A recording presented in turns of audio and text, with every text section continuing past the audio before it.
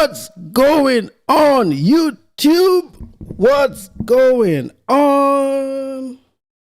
Salute to my people. Sagat is in the house. KF is in the house. Dragon, shout out to you. Dragon, I haven't seen Chaotic in a long time. I hope Chaotic is doing good. I'm going to reach out to him here in a bit. We got some stories to cover today, man. We got a lot of stuff to go through today. Remember about 3 months ago, I used to say small channel, big impact on the other channel, small channel, big impact. There's a lot of things that you do, and if you stay true to it and you are a bit more persistent and you are right, the most important part is if you are right, eventually you win. Okay? So we're going to take some victory. We're going to take this victory, even if they don't want to give it to us. Now, these guys, these blacks, they tend to be very stubborn. So when he hears this video, he's going to try and go back just to prove a point. Remember, he left Nairobi and then he went back to Nairobi. But at the end of the day, it's a money game. These people don't know how to make money outside of the US. So eventually, they're going to have to come back home. Okay? So Kid Greatness is home, and it looks like he's home for good. We got that dude so bad that he even left YouTube. He started a whole new channel, left YouTube. All right? This puppy right here on the screen, his channel is struggling, okay? For that many subscribers, there's some people have tuned out. So he's losing money. He's losing money. So eventually he has to go. He has to bounce. And I haven't watched this video. It's a long live stream. You know how these people are, long-winded.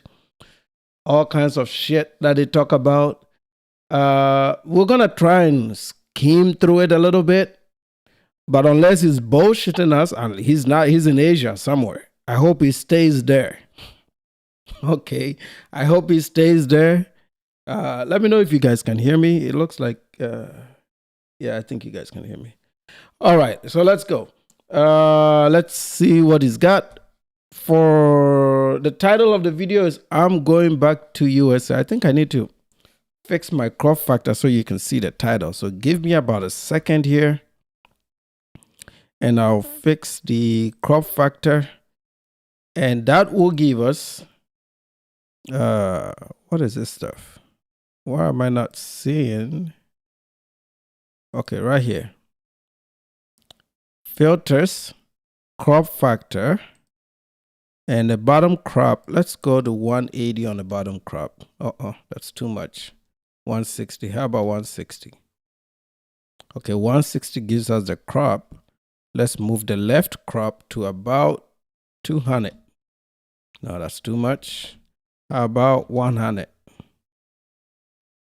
Okay, how about no crop? Right there, 10. Maybe 60 will do it.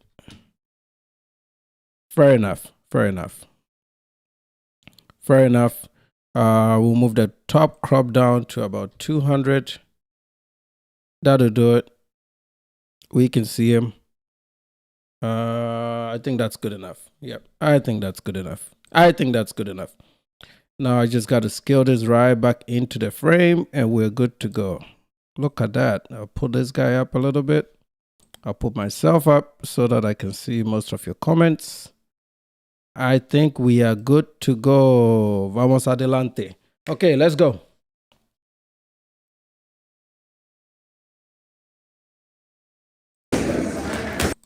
To see there though.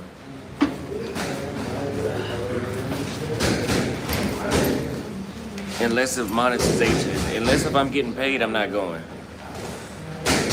I mean, I'm not going to another city. I'm not doing it. Unless I'm not getting paid, I'm not doing it. So these guys, when they do content, they have this mindset. That the audience owes them money.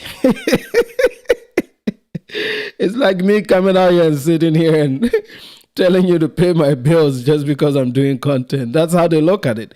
They look at it as if the viewers are the employers, and that they have to front some money for him to go to another city, for him to show him stuff.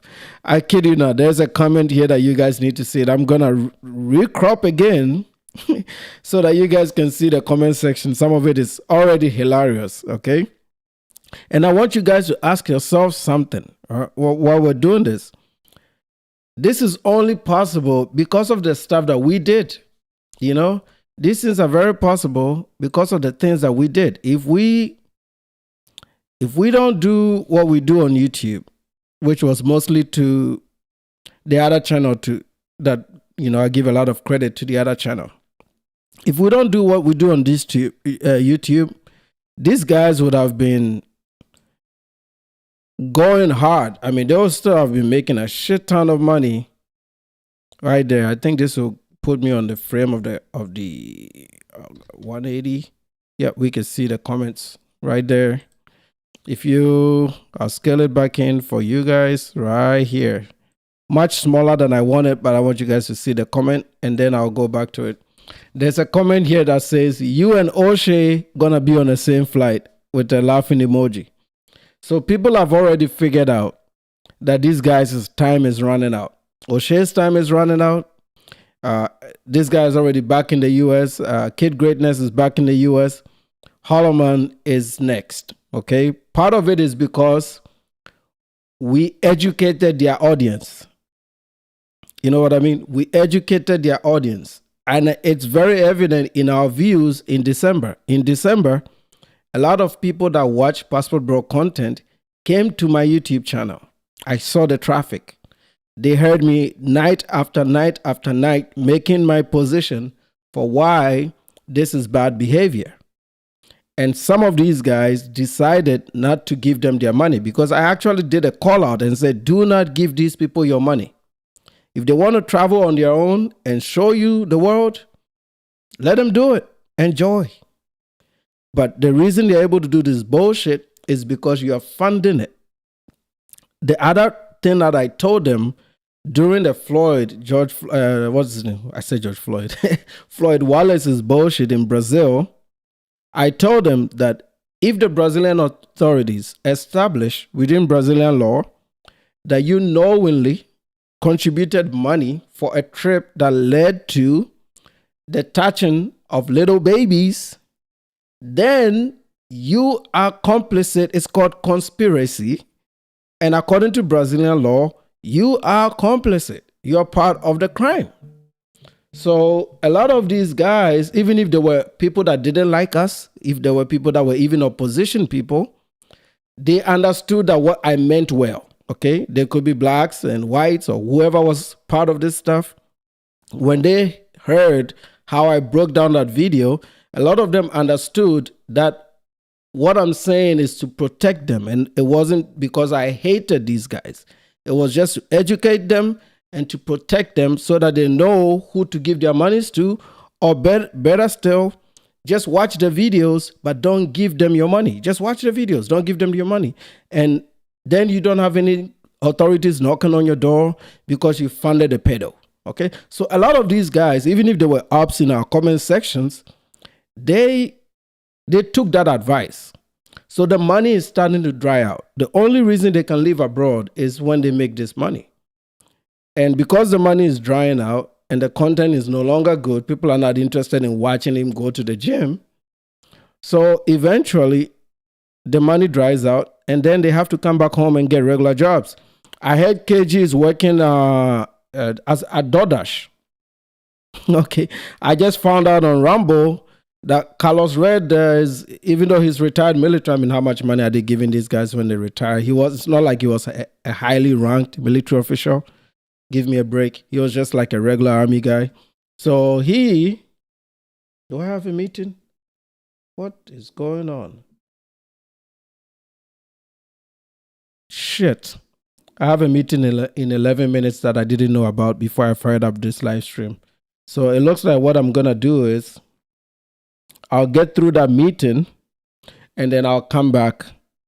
I'll come back to the live, or this is what I'm going to do. I'm going to take the meeting on this live stream and then I'll play that Austin Holloman video while I take the meeting. Usually these meetings are, by OTT meetings, about 15 to 20 minutes.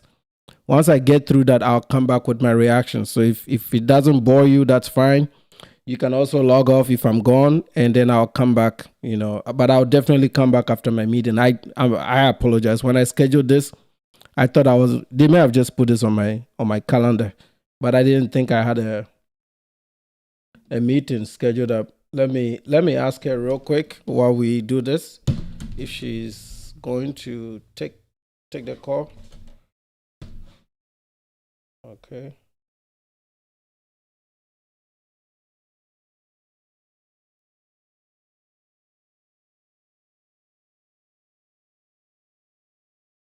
Okay.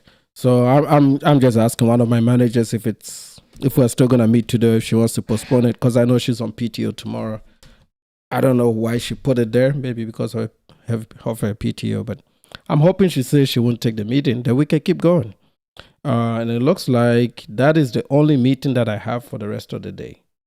How did I miss this? So I should have scheduled this for 3 o'clock and I scheduled it for 2. Anyway, let's keep going. So yeah, a lot of these guys got some advice from us, even though they don't want to give us credit. And then, okay, so yeah, the meeting is on. All right.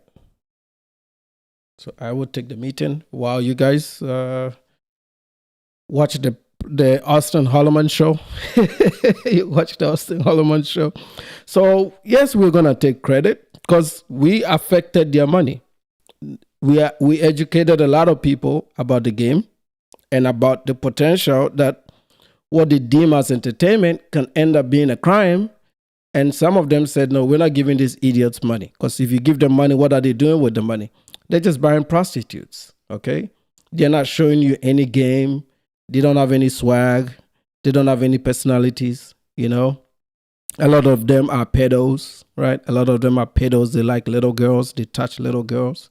It is what it is, right? So, and I've seen some of their trophies. I saw Carlos Red posting a trophy on Rambo. I was like, why do you keep posting this stuff, man? I'm not a mean person that, kind of size up what a chick should look like. But there's no way. There is absolutely no way. In my ruggedness, there is no way I will leave America to go to a foreign country for that kind of a trophy. That's all I'm saying. All right. Even in my youth and in my old age, actually with Africa, like the older you are, the more swag you get because the ladies know that you're responsible.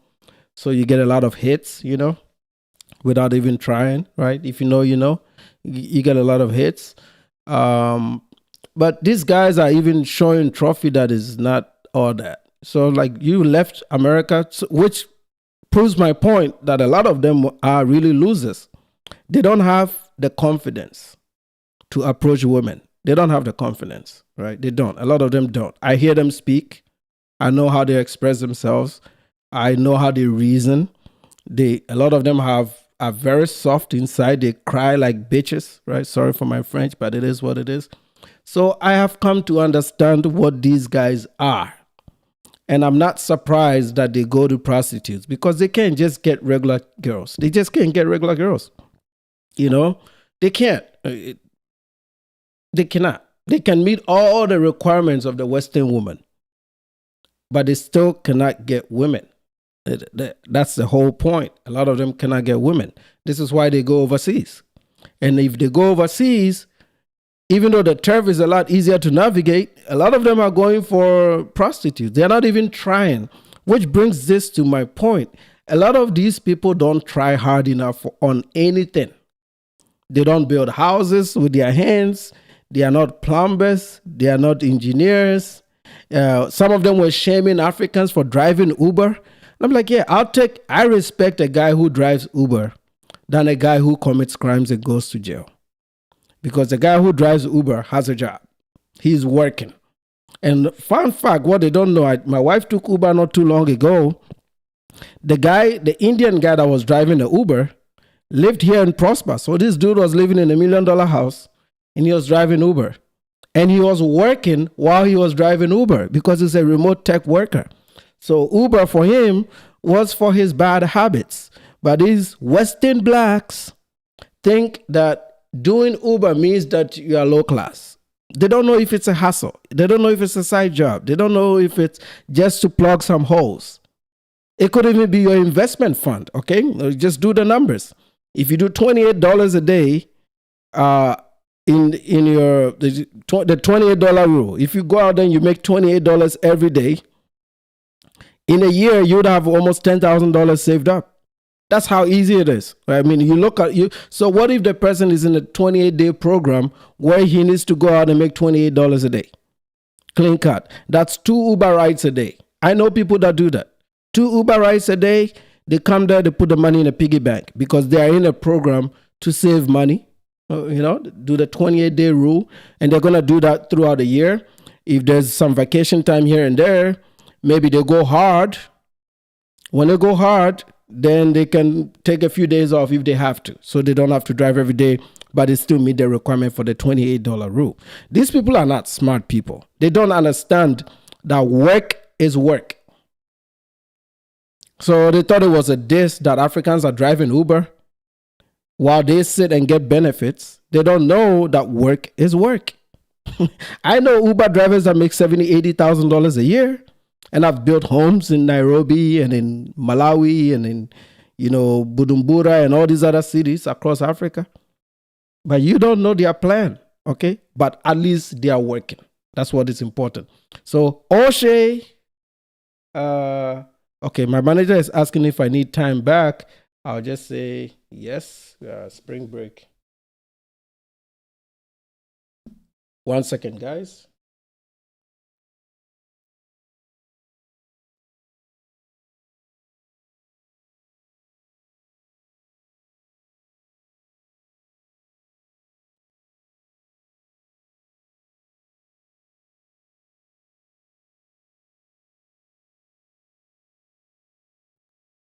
Okay, I'm making excuses to see if she's gonna skip this meeting and put it somewhere, because I don't want to take it. She's on PTO tomorrow, and most people are out for spring break. I don't know why I didn't schedule a day off, but it is what it is.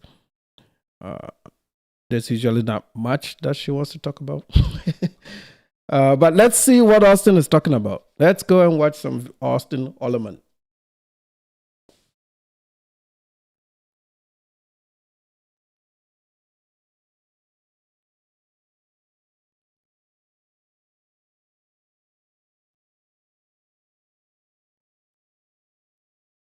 Yeah, let's see what it looks like. I've been able to reschedule this meeting. Oh, that'd be nice.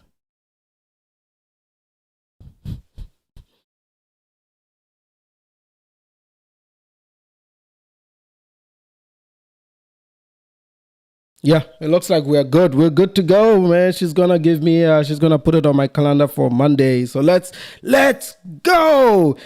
Salute to you, Kobe. Salute to you, Welsh Stack. I haven't seen Welsh Stack in a long time. Gen Z is in the house. Come on.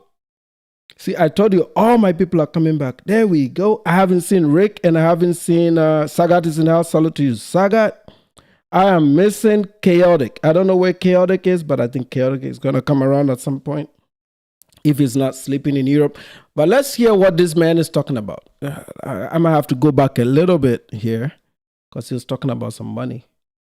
I like when they talk about money. I'm going to go to another city. I think I'm going to do a round trip ticket from Dallas right back. I might go to another city. It's not too much I want to see there, though.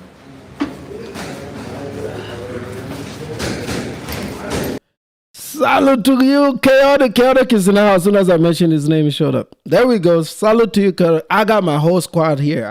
My whole squad is here. Let's go. Unless of monetization. Unless if I'm getting paid, I'm not going. I mean, I'm not.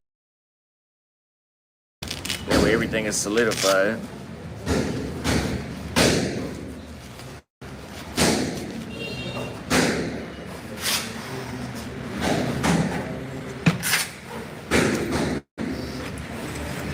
I don't know, fellas, but let me know in the chat. This must be a very sorry life, isn't it? Like to live your life like this. Like these are very young men. You know, they can be building some houses here for people, making some roads. Salute to you, Akinyi. You know, these guys can be building some roads in America, you know. Instead of saying we was, they can say we are, right? And then, you know, they've gone to these foreign countries and hoping that people fund their lifestyles. That's sad. That's really, really sad, man. No, I'm not bringing Z with me to the USA. It's not that easy. She would have to get a visa to go, and that shit takes like 6 months.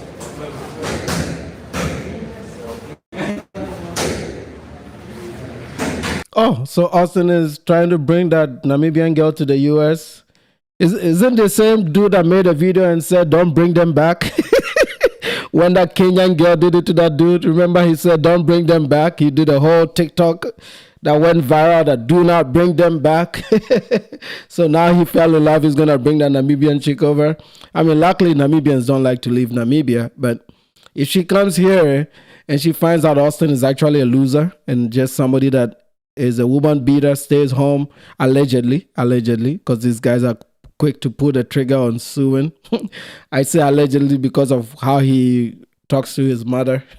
Alleged woman beater. And allegedly a horrible human being. You have these women, you know, this is what I'm saying. I'm warning African women. You guys need to stop this behavior of experimenting with bullshit, okay? Because these are people that have the potential to be deadbeats. Okay, these are men that have all fit the profile of a deadbeat. Don't risk your future with men like this that don't even know. Today they want to be in Sri Lanka. Tomorrow they want to be in Kenya. The next day they want to be in Namibia. They're running around like a rat with no home. You know, the Zambians call it causeway, which is a rat.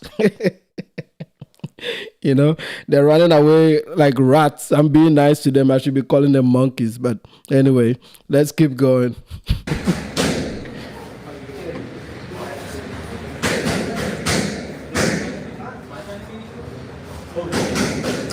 Yeah, but I am going to be cutting hair when I go back. I'm going to be back maybe 3 or 4 weeks. But I will be cutting hair when I go back. So he's coming to the USA to cut hair. Is it just what we said the last time we talked about these idiots that they will all end up coming back and doing shitty jobs? This guy, and I don't like to call any job shitty, at least as long as you're working.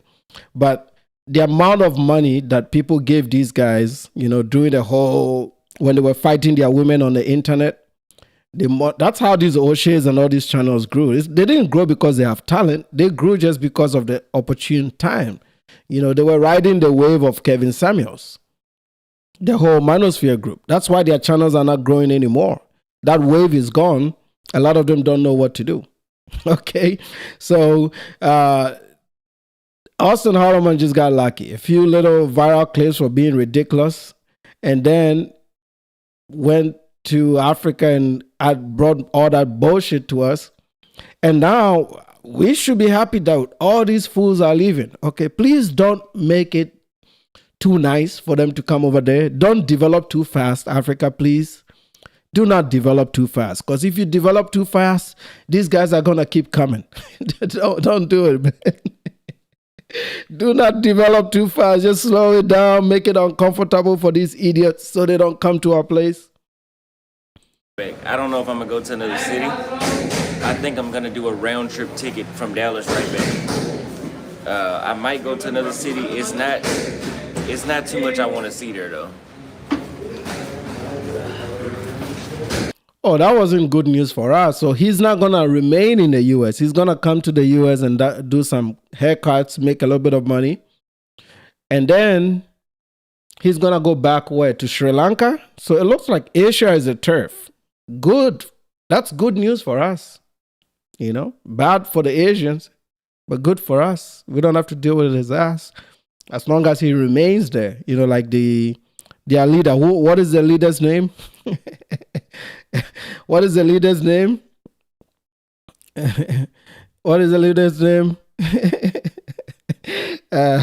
What's that guy's name, man? Oh, I'm trying to remember his name.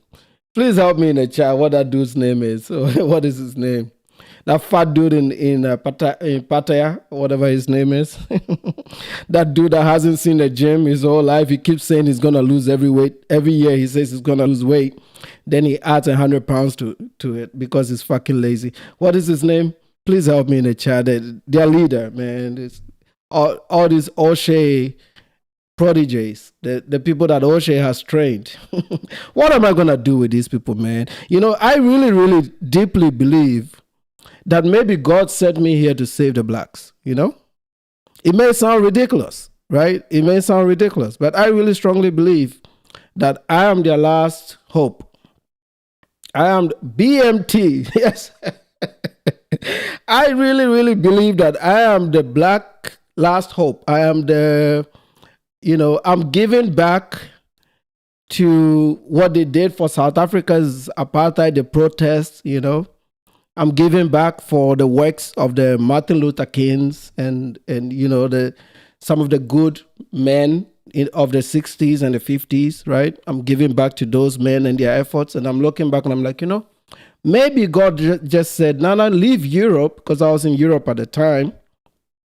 And then I went to Latin America and I came back. He says, Nana, leave Europe, leave Latin America, and go to the blacks and save them.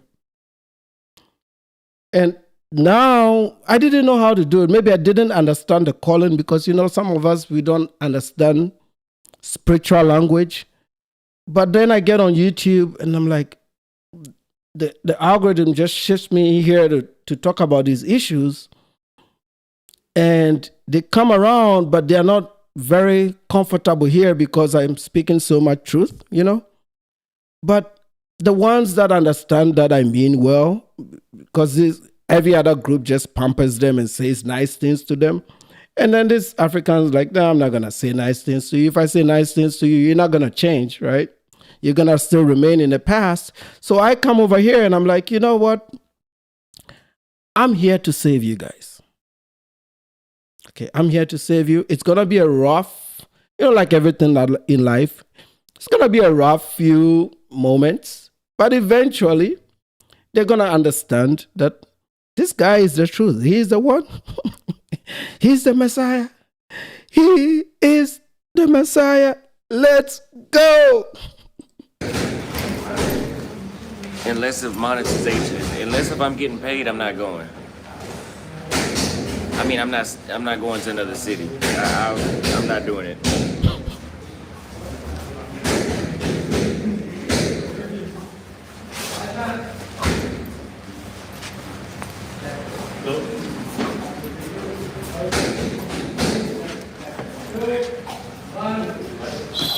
Kobe says BMT's channel is also strong. Yeah.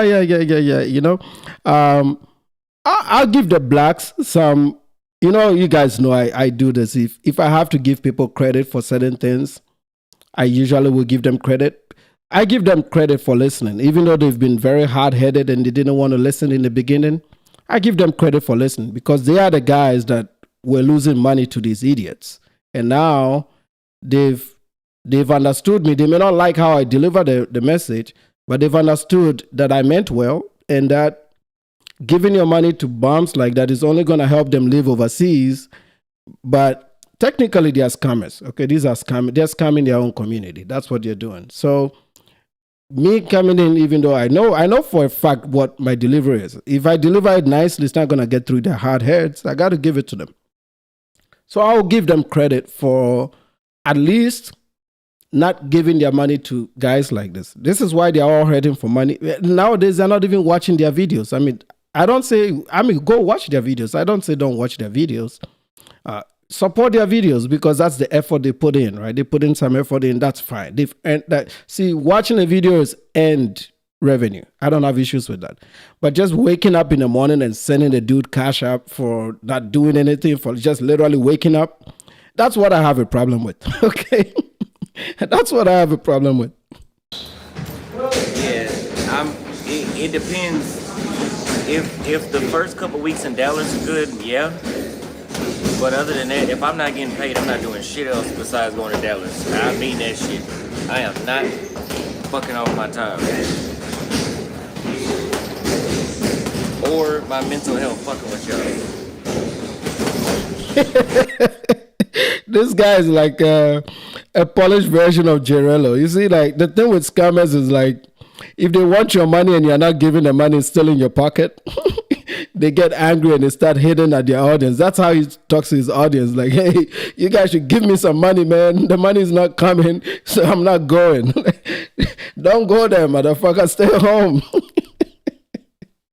Oh, what am I gonna do with these blacks, man? What am I gonna do with these blacks? Oh.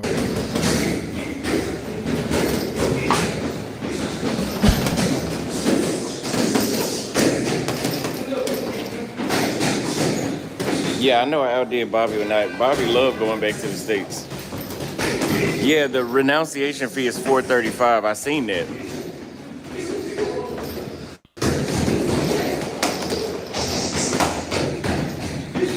But it doesn't make sense to renounce if you don't have another citizenship. That's how I know y'all niggas don't read. Did somebody telling him to renounce his U.S. citizenship? These guys are idiots, man. Why would you want to renounce your U.S. citizenship? You want to be getting visas to go to all these countries? You think you can go to Sri Lanka on some African passport? You know, you may be able to go on a Botswana one, but why is he even thinking about, does he know? Well, I mean, he knows, the audience doesn't know. But you can have dual citizenship like I do. I have a Ghanaian passport and I have a U.S. passport. And each one of them has certain advantages that I'm not willing to give up, right? Why do you have to renounce your citizenship? Unless you're running away from taxes, okay? Because you still have to pay taxes if you live overseas. There's a foreign exemption, which is about 95 to 100,000, I think, is exempt. Anything above that, you got to pay taxes on it. But it's not ridiculous. You can take your write-offs and stuff. What is this apprehension to paying taxes, man? Just pay your taxes. Let it go, man. It's just once a year, April 15th, write them a check and keep it moving, you know? Put the money aside. That's what I do. I put the money on the side in a separate bank account throughout the year. And then at the end of the year, I write them a check. One-time check, April 15th, and I send it out and I'm good to go. And it's typically consistent with 1 or 2% change here and there depending on tax policy, right? Just do your taxes, pay your damn taxes, and keep it moving. Why do you want to give up your U.S. citizenship? These kids, they don't have a retirement account. A lot of them haven't worked ever. They haven't worked ever for any company in the U.S. on the W-2. All of them have it. They did little door dashes here and then, and they started traveling.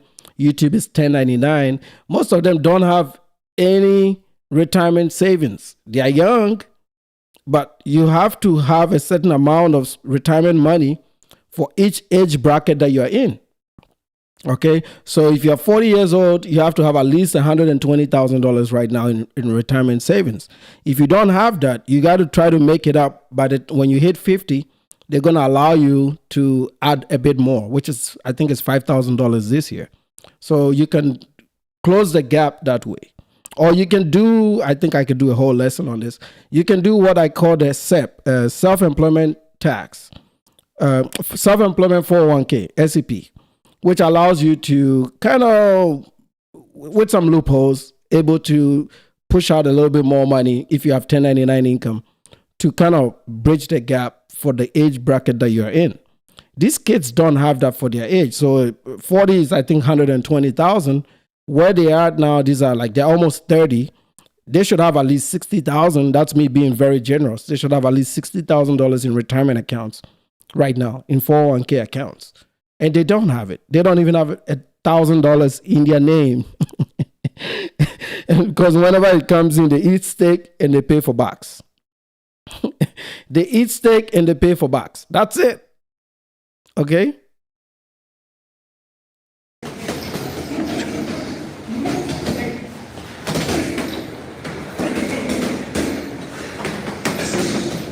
Why the fuck would you renounce your citizenship if you don't have another citizenship?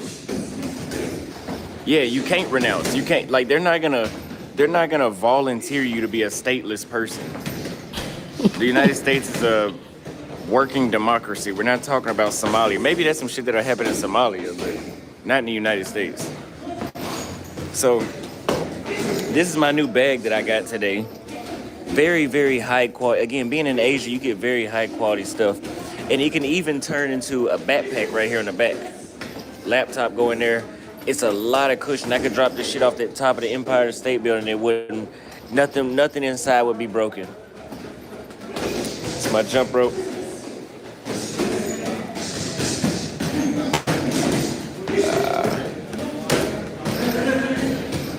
I think I'll do the jump rope real quick while I'm waiting on them. Can you imagine if you see Austin Holloman in a hostage video, like one of these Asian countries just kidnaps him and let him read a script? You remember that Dave Chappelle skit?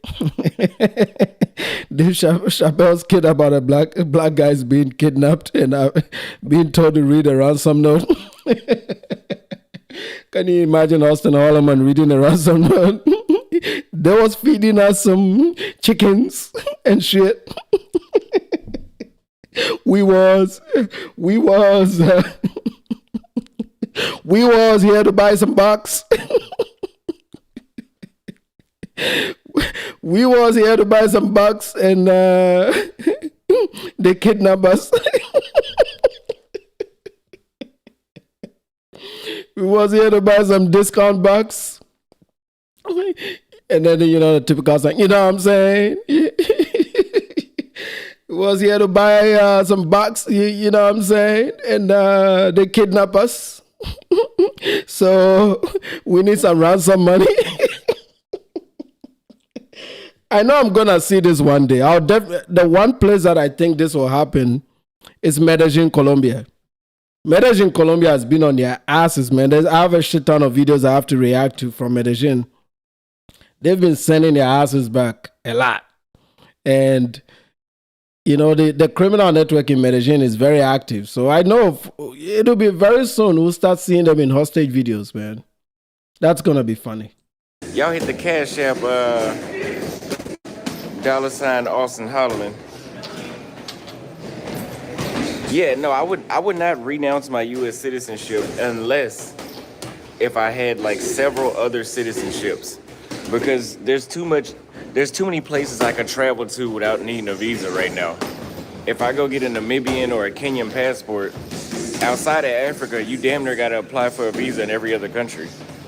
If I had like an African passport, like Namibia or South Africa, if I had a South African or a Namibian passport, a Chilean passport from Chile, and like a British passport and a Japanese passport, I would renounce my U.S. Because then I could basically go to any country, literally every country in the world visa-free, except maybe North Korea.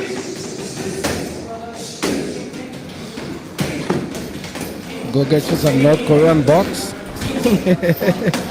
That's crazy.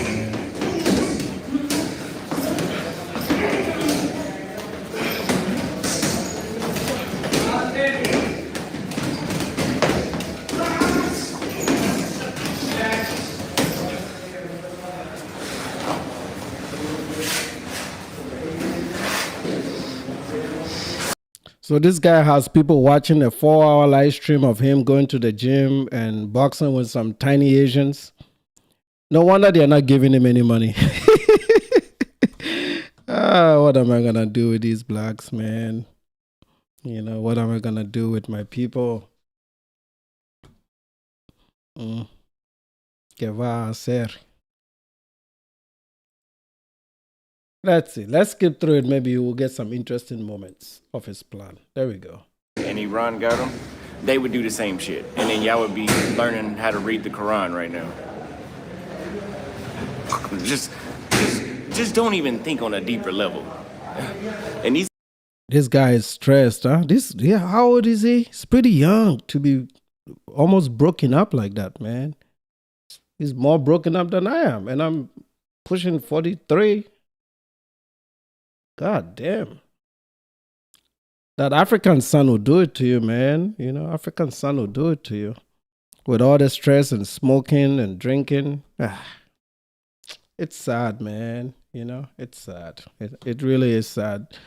I make fun of these things, but I hope that other people are watching and learning, and even if they don't like us, I hope that they learn a thing or two about life by just being in our presence. I know they are listening and they are working on it underground. But you can't live your life like this, man. This is just not great, you know. At his age, well, how old is he now? 28. Let me know in the chat how old this fool is. Yeah. You should be doing some trade school. You know, you should be working on something, man. A man is a man when he has something he can do with his hands. All this shit they talk about in their red pill spaces, in their black YouTube spaces. Oh, I'm a tough dude. I'm a man. I just see a bunch of. I don't even think they're up to the level of women, and I don't have that mindset that they have of women. I have a more equality mindset when it comes to our genders. I understand that we have certain roles that we perform, but I look at them in terms of physicality. I mean, these are soft people, man. I don't even know how to classify them. Like I don't see, I always use the Mexicans and my Hispanics as a prime example of what real masculinity is, because they go out there and they do the tough jobs, you know. They do the real manly jobs. They are roofers, they are plumbers, they are electricals, they're all of it, bro. And you find a whole population, and people didn't believe that when I gave that stats. I can look it up again. I didn't key it, but I can just Google it. And you see it, that less than 6% of the black population in America is in construction. I'll find it for, like right here in real time. Right here in real time.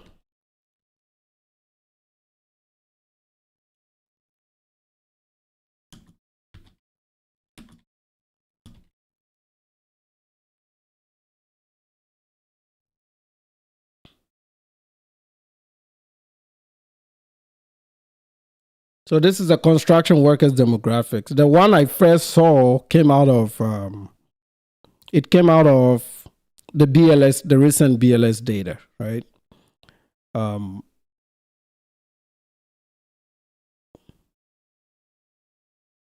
Okay, so in this industry, 93, almost 94% of construction workers are men, right? Everybody agrees with that. So there are 6.2% of construction workers that are women. They're in there. When I work for Halliburton, they occasionally will have some female engineers and, even female hands. So I know that, right? I'm trying to find where it breaks it down racially.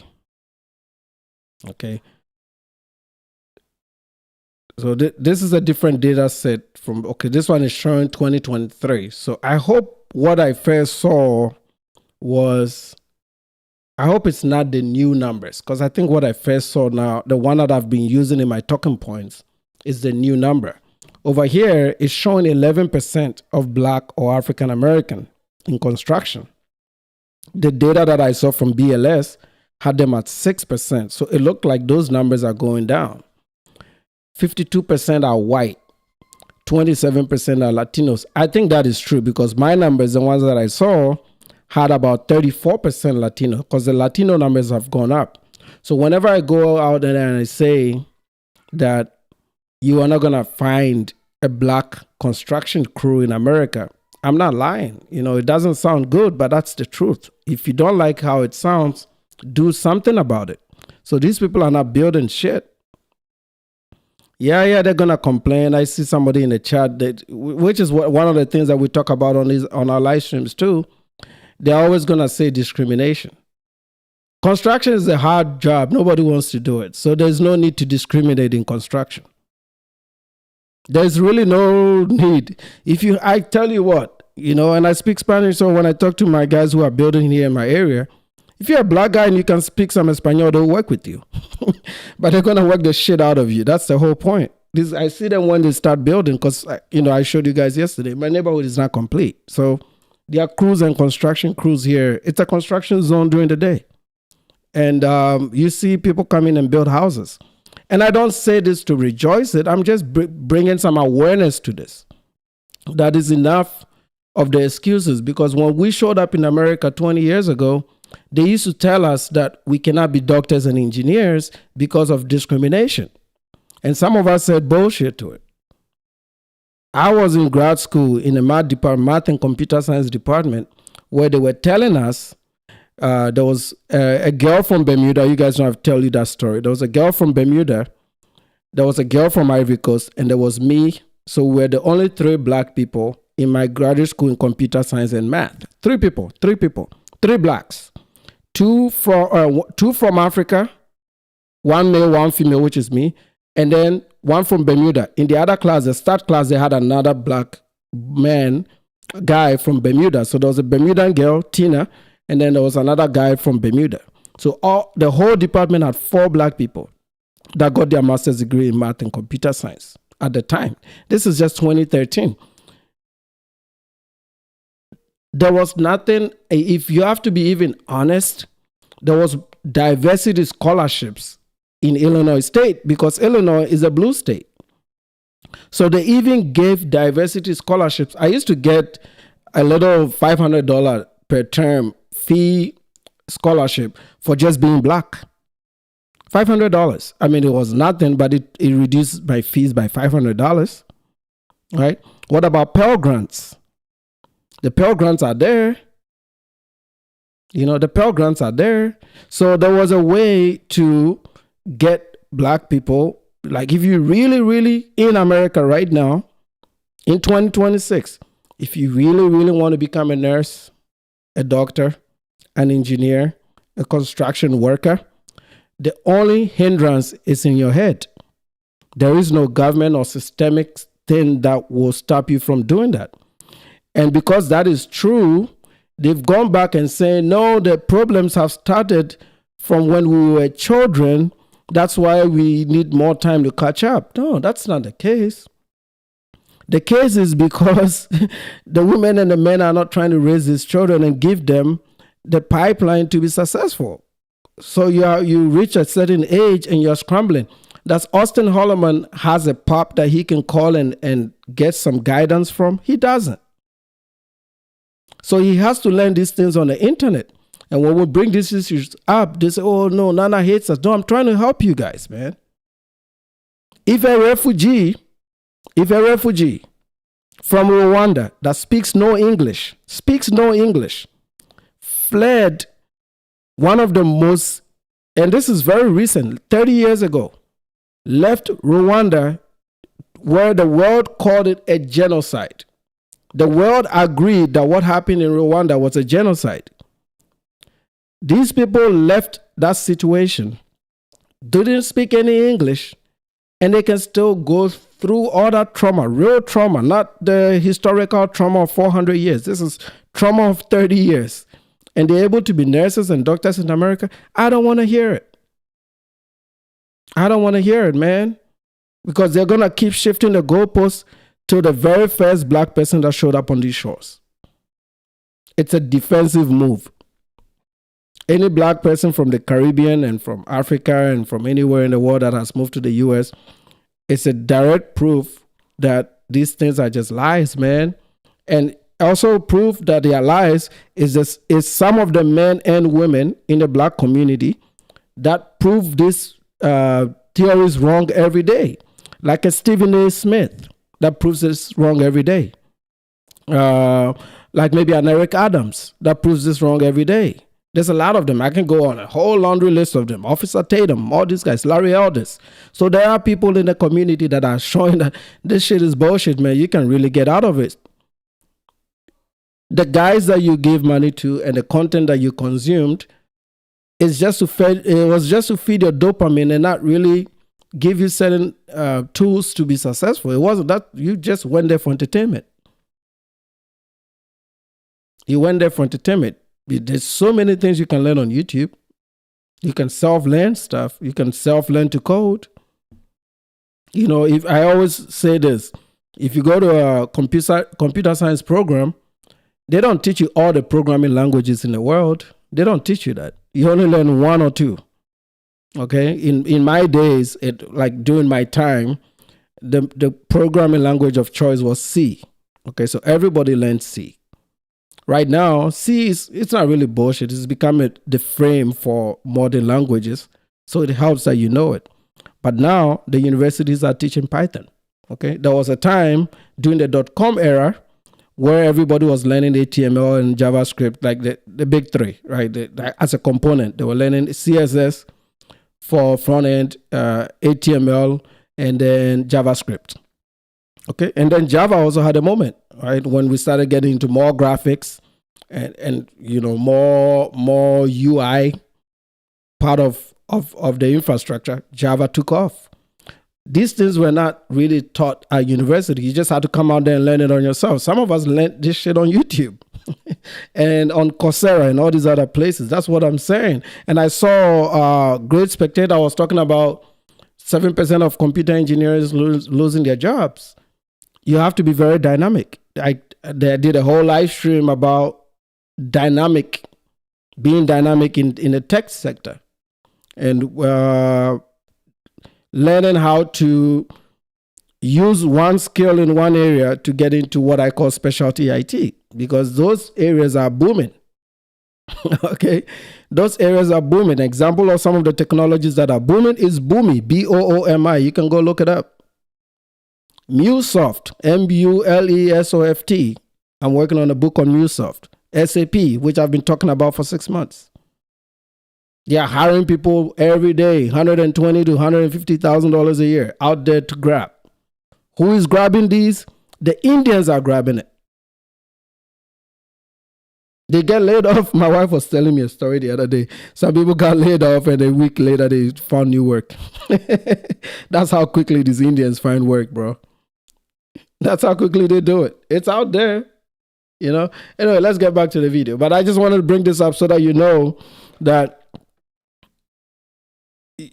people just need information. A lot of the things that can change in your life just starts with information. If you have the right information and you have the right discipline to get through it, you can really change things around and understand that it's going to take some time. And people usually quit because they don't have the patience to get through that time frame. You need to establish as part of your plan the time that it takes to get there. And yes, if I'm trying to be an SAP engineer, then I have to clock off 1 year and say, within this first 1 year, this is the guide that I'm going to look at. This is what I'm going to follow for the first 1 year. Okay. And a prime example of what we're talking about is Chaotic. Chaotic is in the chat right now. Chaotic is using my guide to learn SAP. And he just said that he's going to be taking the first certification in SAP at the end of the year. So it can be done. You just need a little bit of support. And I make time for him. Guys, I'm really behind on emails. I've not ignored your emails. I think I'm 2 or 3 weeks behind on emails. So I'm going to start getting back through my emails, and I will respond to every one of you. Probably when I get this weekend, I'll get through all my emails in case some of you have reached out and you needed some help with your studies. But I wrote this book myself. So I put all the details and I made it a guide so that it's not overwhelming. And then you can just go through it date by date, step by step, simple. And then if you have questions, you can reach out and then, I'll devote some time to you and help you out. And I didn't charge anybody for anything. Amazon just did a sale on my stuff for like $4. That's how much this shit costs. So it wasn't a money grab. I was just saying that it's not just SAP. It's MuleSoft. It's Boomi.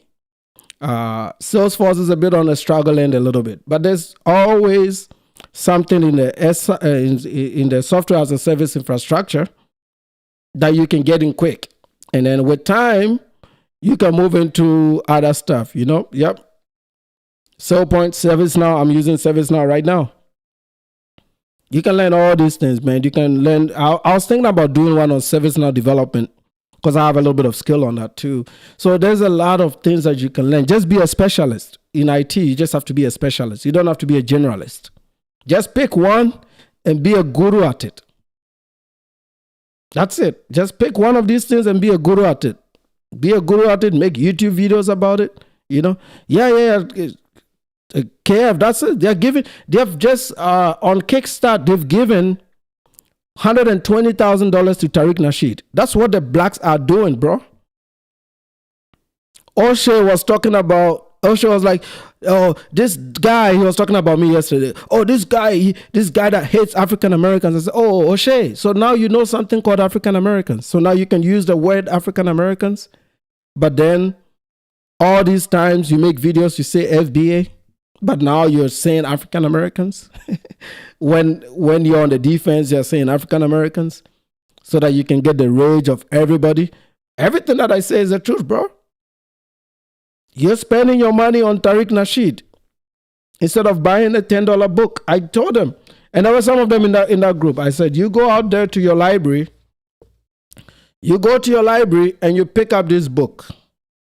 Don't buy it if you don't want to buy it. I don't have an affiliate link. I don't make any money off of this. I gave them freebies. These are freebies. I said, one of the things that changed my relationship with money is this book right here.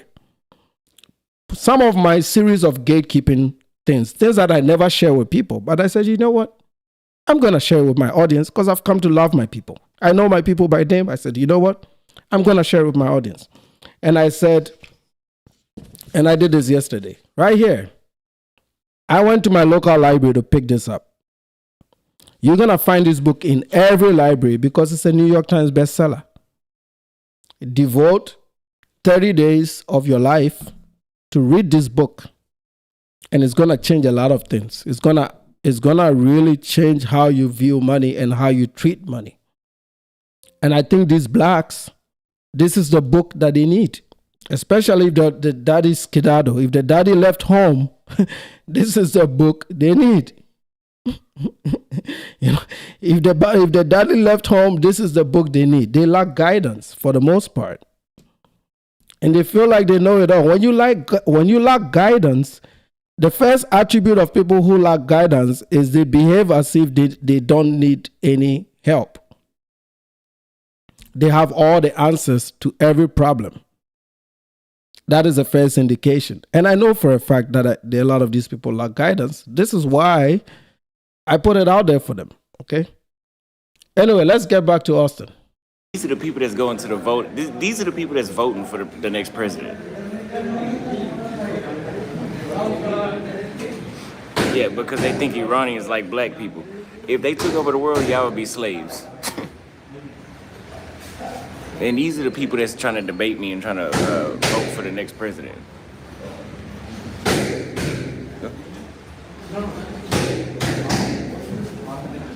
Okay. Okay. Great spectator. Africa needs a lot of help. I wouldn't call it a lot. I think that is the Western media misconception that is out there. I wouldn't call it a lot. I mean, if you're really an observer of, I wouldn't even say I Show Speed, because I Show Speed was like a quick wave, 30 days gone. But if you're an observer of Kid Greatness, despite his flaws, or Austin Holloman, or OSHAY doesn't show it, right? But the guys that actually, or Lord, these guys that are travelers, or what's the name of this guy? Checking Effect, they travel through Africa, okay? The problems or the things that are very evident that you see, they are not dire. They are not dire. It just needs a bit of retooling. Another thing that you have to realize, overdevelopment comes with certain things. Is Africa prepared for overdevelopment? I don't like Africa to overdevelop. I just want Africa to have the basics. Electricity. We already have water. We just need to teach them how to clean it up a little bit in some cases. Not all the countries. Some countries got it right. Ghana gets it right, really. So yeah, the really main component is electricity. Electricity. And the private sector in Africa, especially in Zambia, the private sector has taken on that opportunity. This is the opportunity that Africa has. You have to be able to solve a problem. If you can solve that problem, you become rich. So problem solvers make money in Africa. In Africa, you identify a problem, especially something that you know the solution from just living in the West. You go in there and you solve the problem. The things OSHA is talking about is that because of bureaucracy and certain things you need to go through, sometimes to get to the people that will make sure that you do that or you solve that problem, there's a bit of a hurdle. That is where we need to fix. That institutional problems is what we need to fix, not infrastructure. Because there are cars that move around Africa. There are roads that are working in Africa. It depends on the country. There's a lot of countries. Some of them are getting it really, really right. Namibia, where Austin was, and Luanda and Angola, these are futuristic cities. They got everything. But there's places that are a long way struggling, right? So it's all different politics, different resources, different things. We can't just talk about it as a whole. These are different countries. It's like saying South America has a lot of problems. No, it's not. It's not all the South American countries that have crime. El Salvador doesn't. It had, but it doesn't. El Salvador is much safer than any city in the U.S. I go there 5 times a year, so I know what I'm talking about. But Colombia has enormous crime. Mexico is damn near ruled by a narco. Now it's a narco state. So am I going to say all South American problems are the same? No, the same with Africa. It's a continent. All our problems are not the same. Kenya gets a lot of things right. That's why there's a booming expat community in Kenya, because they have all the resources that they need. The other problem that Africa should have and fix is to try to move to a mid-income status. And that will come, I believe, this is my own proposition. I believe that will only happen with a pure free market enterprise. And right now we're not there because we are trying to untangle ourselves from the socialism of Pan-Africanism and all this bullshit that they sold us to be communists and socialists, that we need to take care of the poor, we need to buy things, we need to have a public healthcare system, we need to have a public insurance system. That's what is killing us. We need to privatize all that bullshit. Let the private sector handle insurance. Let the private sector handle telecommunications, because they've proven that when they handle telecommunications, it came with technological advancement, it came with competition, it came with jobs, and it came with better service. This is why this guy was able to stream for 3 years straight in Africa. So we know the solutions. Sometimes some of them are doing it, some of them are not going to do it. I'm not here to advocate for the entire continent of Africa. As long as out of 50 countries, if 30 of them can do it right, I could care less about the rest. It's up to them to look at the ones that did it right and follow them. Zambia does it right. Namibia does it right. Botswana does it. Botswana is impeccable. Botswana does it right. Kenya is amazing. Kenya does it right. Accra is on the rise. I love what Accra looks like today. Nigeria has some problems. Okay, I understand there are some security challenges in the Northeast. They're going to figure it out at some point. Somebody has to figure it out, right? Okay, yeah, I was just going to do the jump rope. No.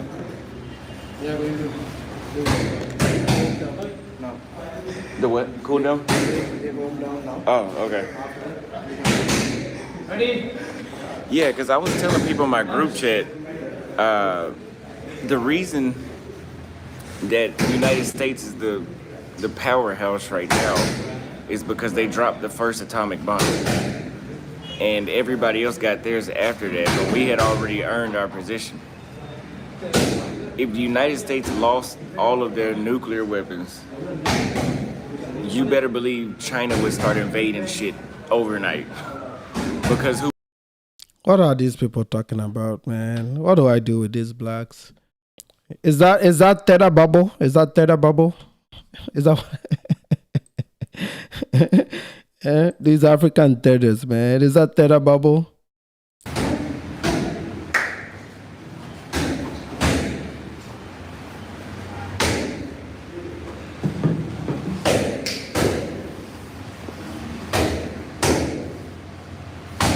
Damn, his comment section is not friendly at all. Somebody is saying the blacks are irrelevant without the USA. Damn.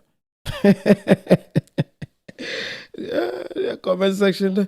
People are learning. Hey, people are learning from us, man. People are learning. Yeah.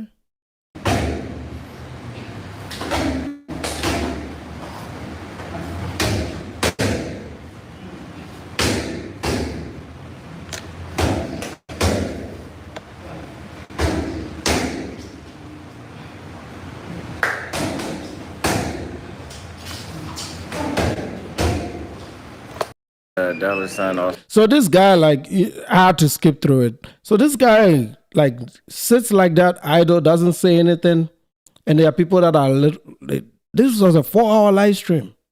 There are people that are watching this shit. Really? Oh my God. They were watching this shit for 4.5 hours? Okay, then he went into subscriber mode because he still gets some bots, you know. This is sad, man. Anyway, let's see what Cornelius have to have. KF, if you're still in the chat, I'm trying to reach out to the Agaba guy.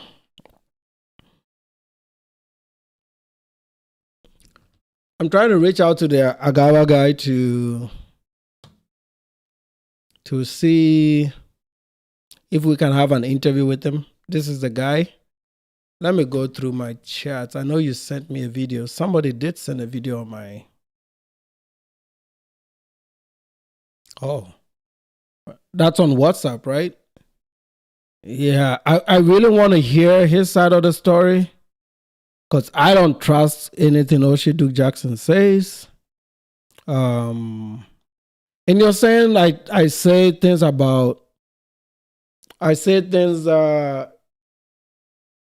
negative things about Black America, but look at his videos. Look at the kind of videos he does. He's always has something to say about Africans. Africans move into his Hispanic community and this happens. It's all his videos are always some bullshit about Africans. So what? Africans can't speak back? Like we can also say things, right? We cannot say anything back. Get the fuck out of here, man. You guys have not seen anything yet. You see, these tariqs, we're going to be on their asses so much that eventually they will have to stop. It's not going to be good business. They've bidden so much that they can chew. Because, when you have, I'm trying to find it. Let me go to my messages here, KF. I want to get through that. And then I'll show you a story that I saw today. Shout out to the Millionaire Morning Show on Anton Daniels' live stream today. I saw maybe, like these blacks, man, like when you think they're making a turn, all it takes is one. Oh, yeah, you sent me a whole bunch. Yeah, damn. Okay, this guy seems to be doing well in marketing from what you're showing in Uganda. Man, I wish I queued this on my set for today before I got into it. He got his MBA. He's on LinkedIn. Yeah, and I had a few videos of him. He sounded like a really level-headed dude. Let me go back. Let me look at Kinganda here and. So this guy helped OSHAY a lot. I don't know why they fell out, but OSHAY was talking about some girl,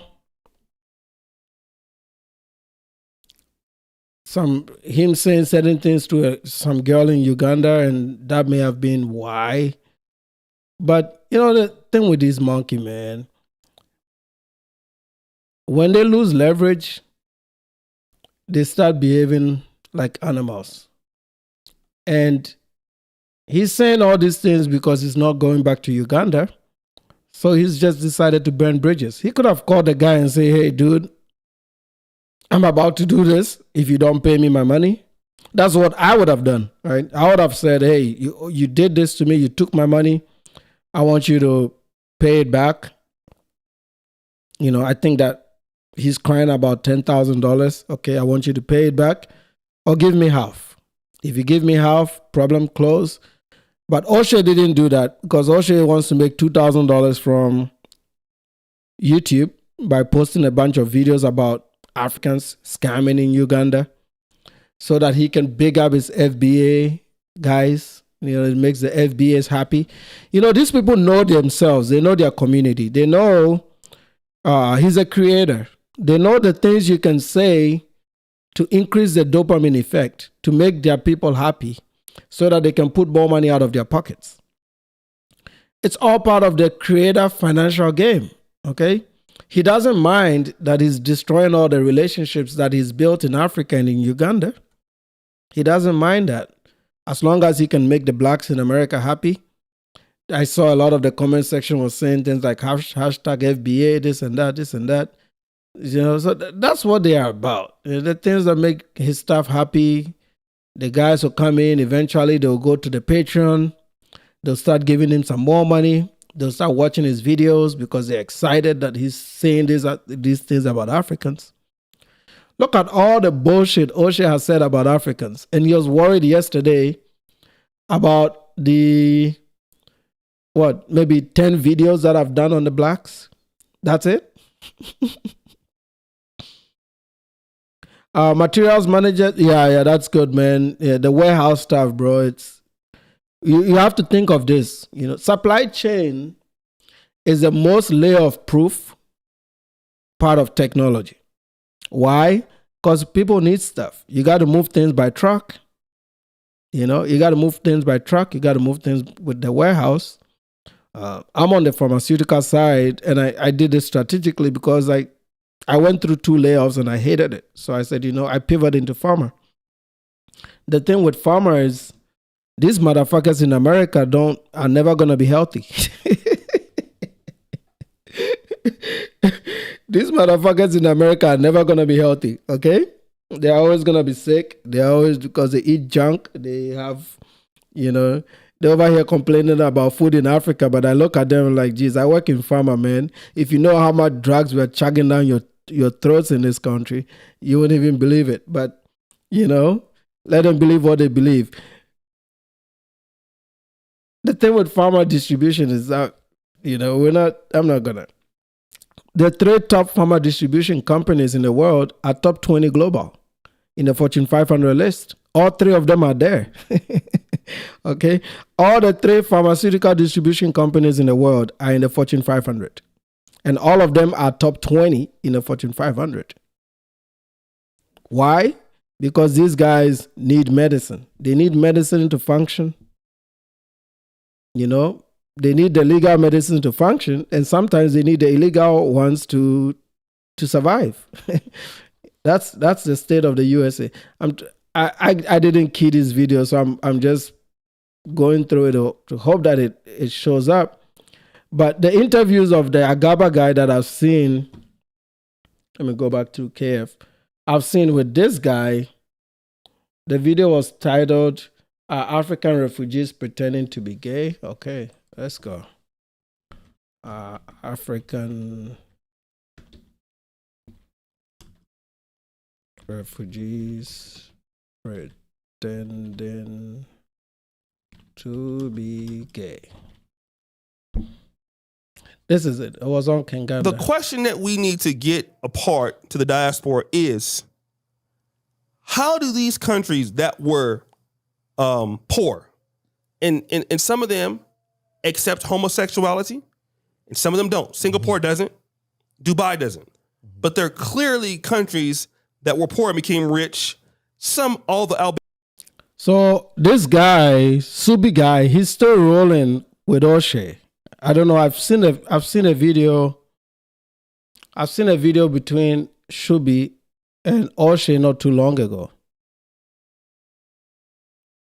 But then Agaba is no longer part of the clique.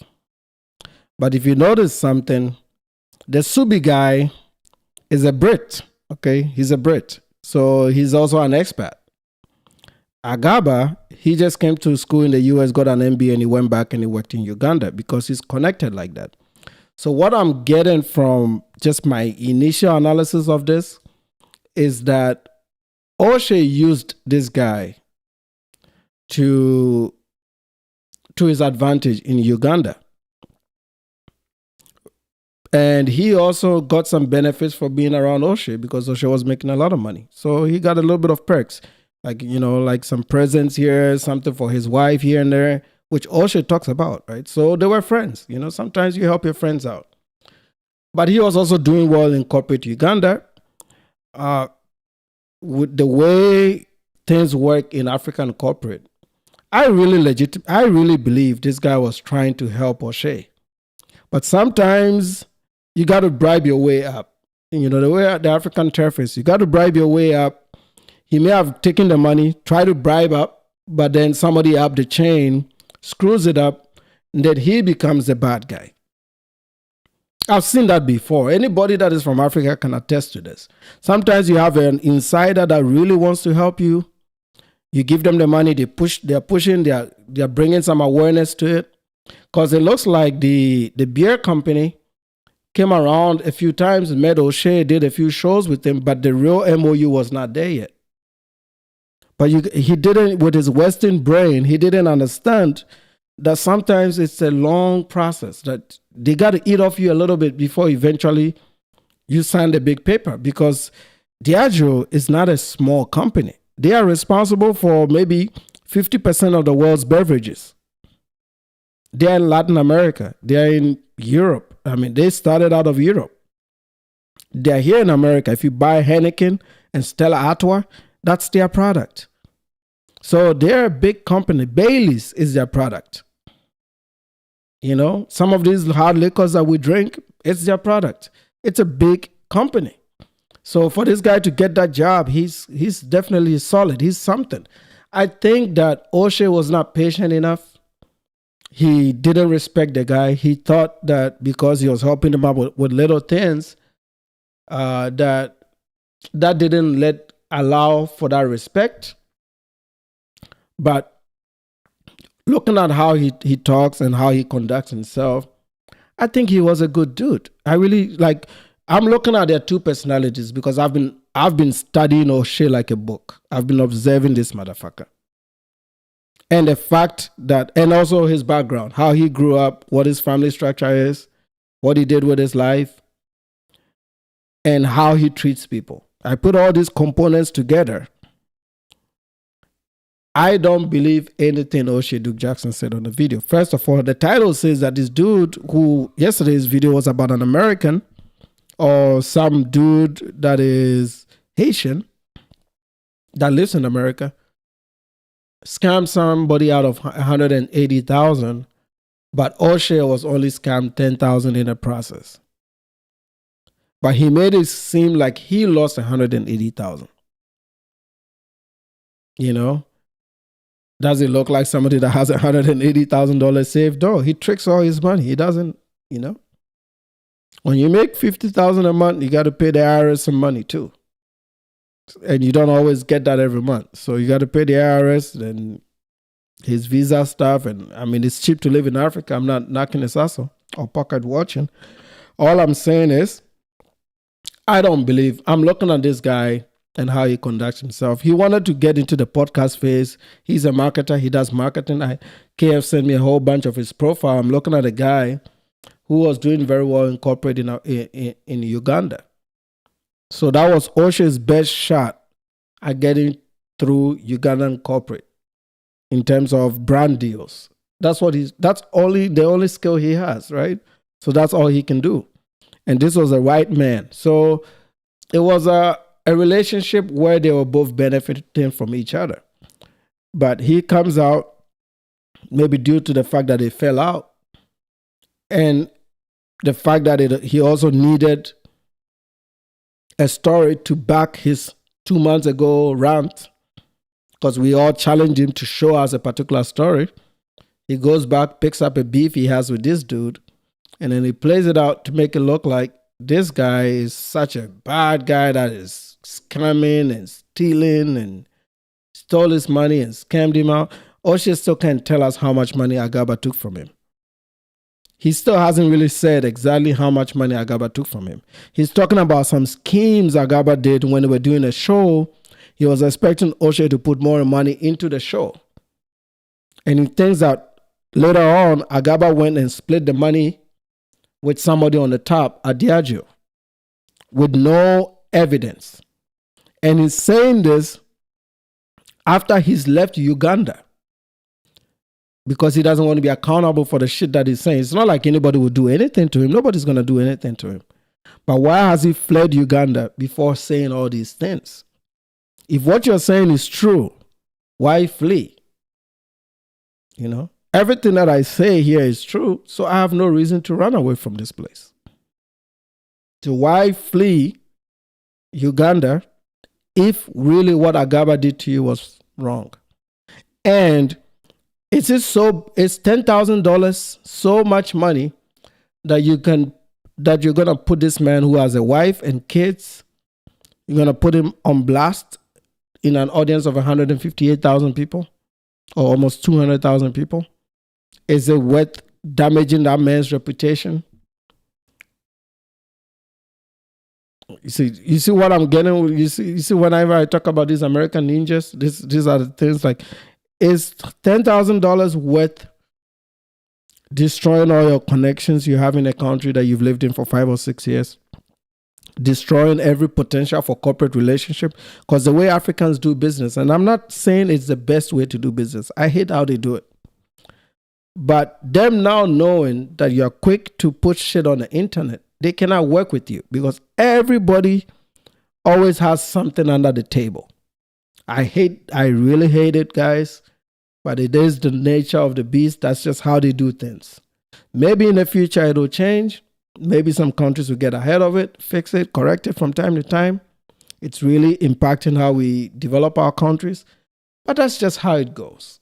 Okay, you want things done for you in Africa, you got to always pass an envelope under the table. It sucks. Yes, it sucks. So I understand it. But I believe that OSHAY cannot remain in Uganda. That's why he's doing this when he's left Uganda. This is why I don't believe this side of the story. So Agaba, if you are listening to me, I have reached out to you. KF is trying to reach you, my brother. Please come on. I'll give you a platform. I won't be hostile to you because I think I'm on your side, frankly, you know. And I'll give you the opportunity for you to tell your story. And in that process too, I want you to spill anything that you know about OSHA's dealings in Uganda. Because I think he's been doing some bullshit over there.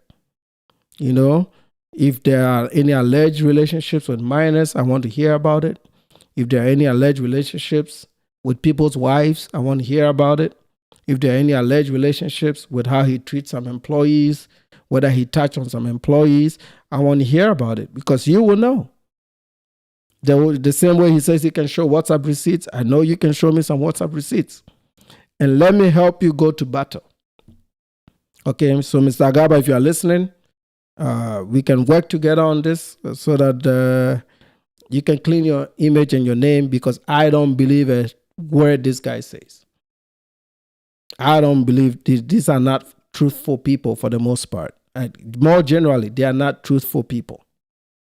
If something doesn't serve their interest, they explode and they blow it up. This is just what this community is. That's what I believe. That's my experience, okay? So I want to hear from the brother. I want my Ugandan brother to reach out, please. And I'm going to clip this. I might share it on the other channel. I don't like to share this type of videos on that side. But I want to give my brother a chance to come on and tell us really his side of the story, man.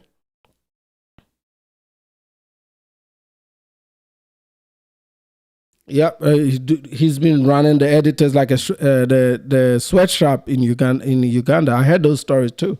What the stuff KF is saying is true, that OSHAY has had people, you know, literally enslaved people into working like dogs so they keep editing and pushing out videos. All those videos you watch a lot of, how much do you think OSHAY Duke Jackson is paying his employees over there? That is why he can't come to America. One, he cannot find that talent in Black America for that price. I'm not saying he cannot find that talent in Black America.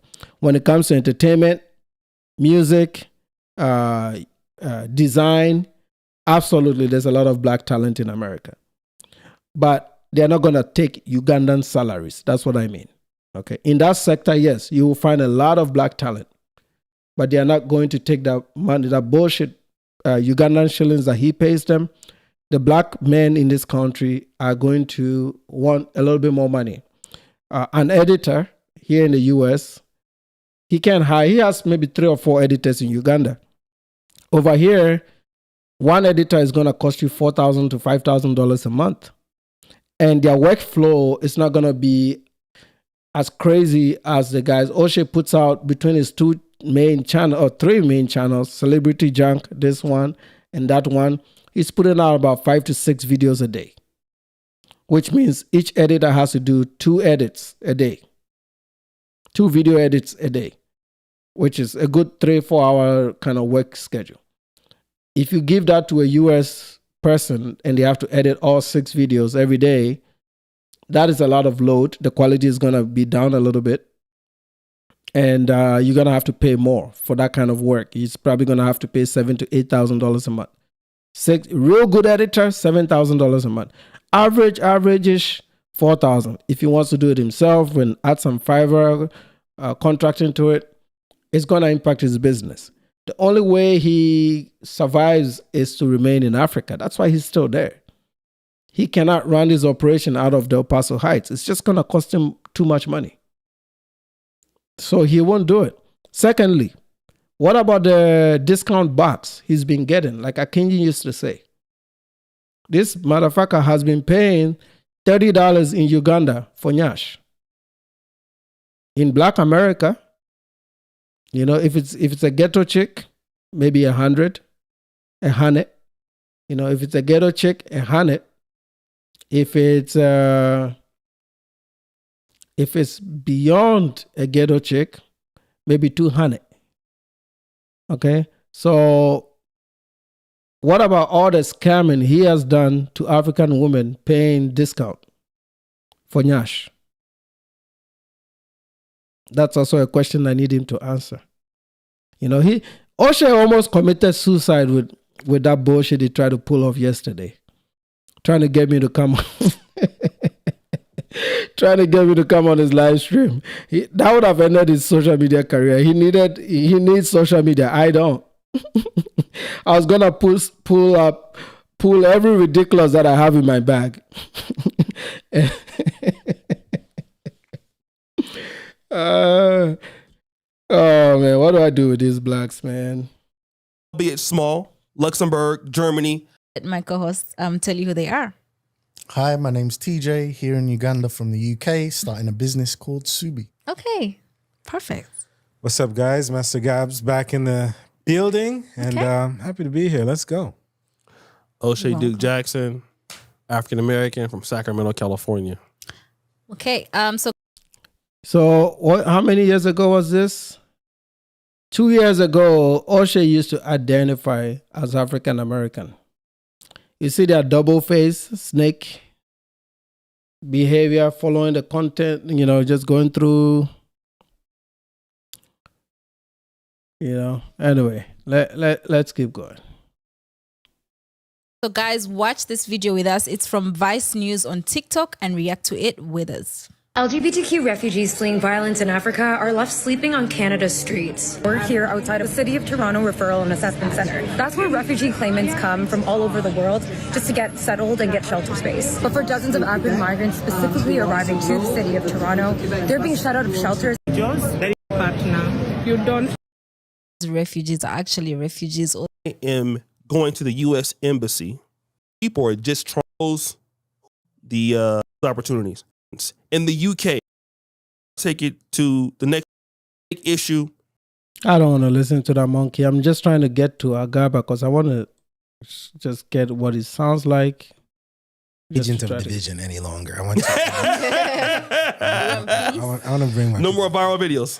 I mean, shit, we can go viral if that's what it calls for. But no, in all seriousness, right? And I'm different from a lot of people in that I don't have any issues with people's lifestyle choices when it comes to their sexual preference and all of that stuff. Mm-hmm. It is what it is. You are who you are. I continue to maintain my position that what you eat don't make me shit. Yes. So I can only be so invested in another person's choices in life. Yes, there you go. Right? If it doesn't personally impact me, how I live, how I get my money, how I feed my family, the security that I provide for my wife, and the livelihood that I'm trying to create for myself, as long as it does not encroach upon what I'm trying to achieve, I'm not going to invest so much energy into feeling a type of way about the choices that another person makes. But I'll say this. I think the culture of Ugandans or East Africans or Africans in general, of course, not every country has the same history of flight from tragic circumstances and seeking refuge in foreign countries. You know, a person from Sudan's story will be vastly different from a person who comes from Uganda. A person from Rwanda or DRC. People from countries all over Africa have legitimately tragic, horrific stories that inform why they or their parents had to seek refuge, had to leave their home country and seek refuge elsewhere in the world. Okay. So I don't want to be insensitive to the people for whom that is the truth of their reality. I will say this. I have personally witnessed within my own family history scenarios where people have sought refuge for made up reasons, right? I have family members that are living in a country outside of Uganda right now. I won't even give too much detail. I don't want somebody to come looking for them talking about you lied, deport you back to Uganda right now. But I have people that have gone to other countries, sought asylum, told stories that were wholly fabricated, and achieved the end result of getting asylum. I would take this ninja over any. I'll take this brother over any ninja stories that I'm hearing on YouTube, man. Fuck that. There is no way OSHA's story is true. Let me know, man. If you think this guy is capable of doing what OSHA is saying he's doing, let me know in the chat, man. I really seriously want to know your opinions on it. I think I've played a decent amount of speech and oration. You can tell from how OSHA is not even letting him land, but trying to interject. Like OSHA really likes the opinions of this person.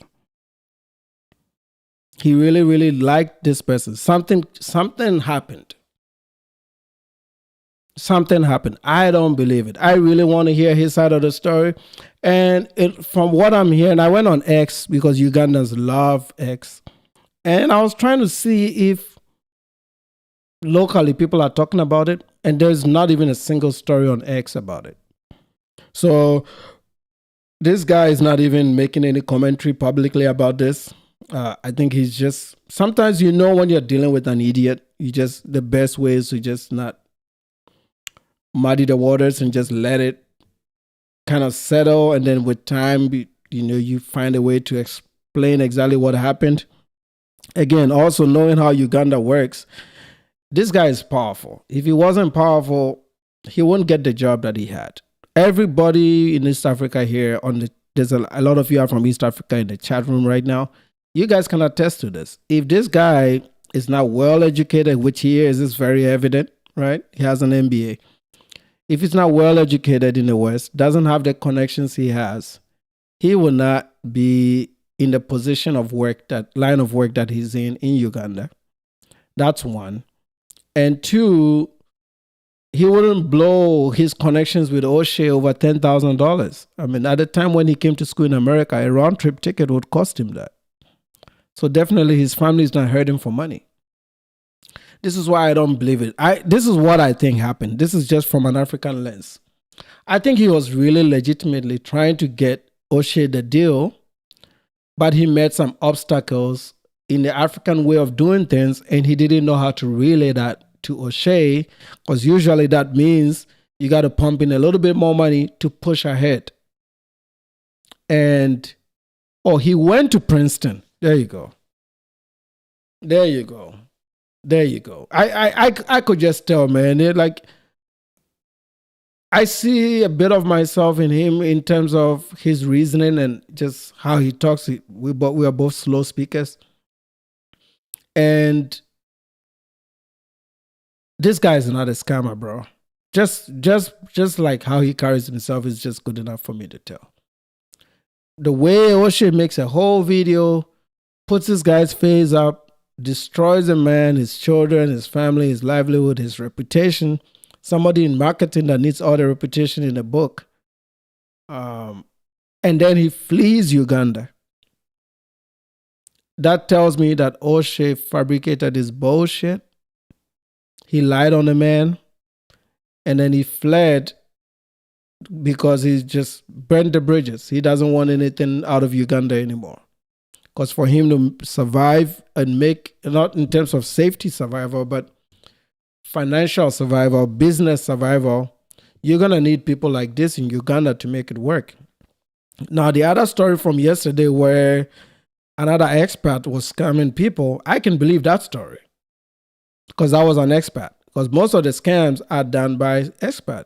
So, Sunny Kel says the guy is a Princeton graduate and his dad was a diplomat. I knew it, man. See, Africa is a class system. I keep telling these idiots. See, the black Americans that are going to Africa now, like these young ones that are traveling, the Austins, these are the bottoms of the black community in America. They are not doctors and engineers and college graduates or community college graduates. A lot of them barely lived through high school. These were barbers, and no offense to barbers, man. Anybody that is hustling. But these were just regular folks that were just on the internet that saw videos that you can buy a box for $30 in Medellín and decided to go apply for a passport and got a passport. OSHAY is part of that group. Okay? Because what was OSHAY doing with his life before YouTube? Nothing. People forget that. He was nothing. Still nothing. He's still nothing. He just makes content. He's still nothing. Okay?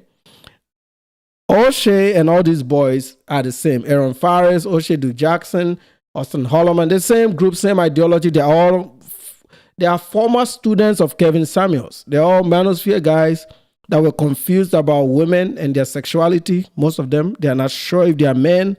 They are not even sure if they are black. That's why they are also confused about their identities. They are the same group that have become #FBA. All of them, you find them. Why do I know this? I find the same group of people in all the live streams. When I go to FBA live streams to get content, I find them in those live streams. When I go to relationship live streams to find content, I find the same names over there. I find them everywhere in Black YouTube.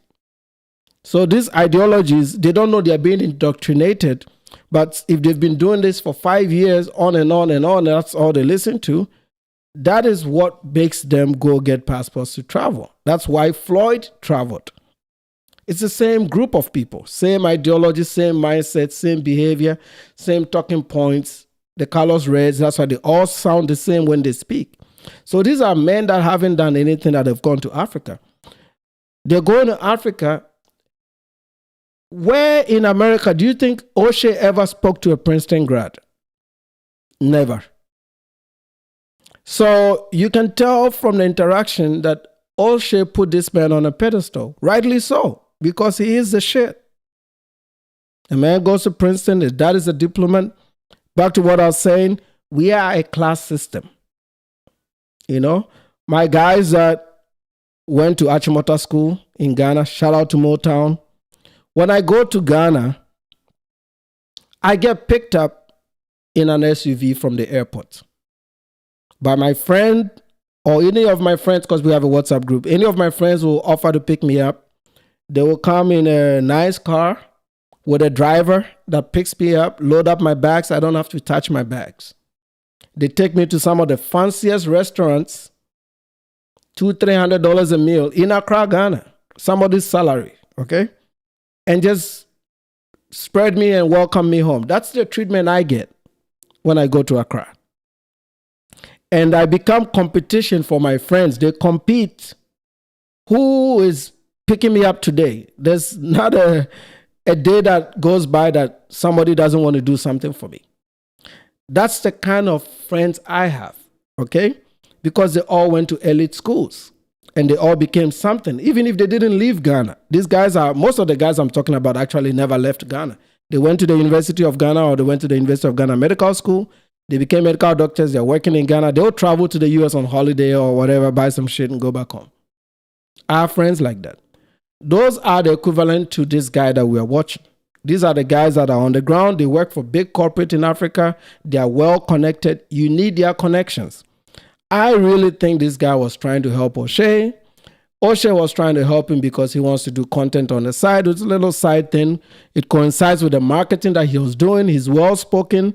And what better person to do it with an OSHAY, a Black American that lives in Africa with 400,000 subs that can create other media spines like these ones that he can come on, get a little bit of the money to build his profile and his image up. He's not going to screw it up for $10,000. He's not. OSHAY just didn't have full trust. And he may not have had full trust because what he was trying to do for OSHAY hit a wall. I'm only speculating, but I really strongly believe this. What he was trying to do for OSHAY at UBL, which is Ugandan Brewers Limited, where this guy works, he may have not been able to get through a certain layer because everybody is competing for this. And sometimes it requires a little bit more bribe activity for that to happen. I don't think he just took OSHAY's money and just came back and lied to him. He hit a wall. Somebody was an obstacle. And sometimes it takes some time. Maybe the person gets transferred here and there. Then there's an opportunity to then come in and, like add on. You may have to add on a little bit more money because these brand deals we're talking about, they're tens of thousands of dollars a month that he's going to be getting for free with low effort. That's the whole point. And it's going to help his image and his profile. And you just have to look at this not from just a Ugandan perspective, but the entire East Africa, because you have Rwanda and Burundi to deal with. You have parts of Congo, and then you're going to have Kenya, which is the Mecca. You're going to have Kenya and Tanzania in the fold. There was an opportunity for OSHAY. He just didn't wait for it. Then he comes here and he destroys a whole big name in Uganda, flees Uganda and Ethiopia. Yes, I forgot Ethiopia. Flees Uganda. He flees Uganda. Because he's a liar. I don't believe in OSHAY Jackson one bit. After all the things that I've uncovered about him. Remember, I was the one that called him in a lie about medical school. That's why he never says, if you watch, go back and watch. In the last 1 month, OSHAY Jackson has never said he's a medical doctor. He said he went to medical school. He stopped saying he's a medical doctor. Actually, matter of fact, in one of his videos, I'm going to find a clip. I think it was yesterday. He was trying to say something in Latin about the brain. I think cerebral something. He couldn't pronounce it. He struggled to pronounce a medical term. And then he felt the pressure and then he just moved on from that quickly. I caught that. I'm going to find it. It'll be too long for this live stream. I'm going to find it for the next live stream. I caught it. It was yesterday's live stream. He was trying to use a medical or Latin term for the brain, which is cerebral something, and he just screwed it up. I'm not a medical guy, but I know from elementary biology that is something to do with cerebral.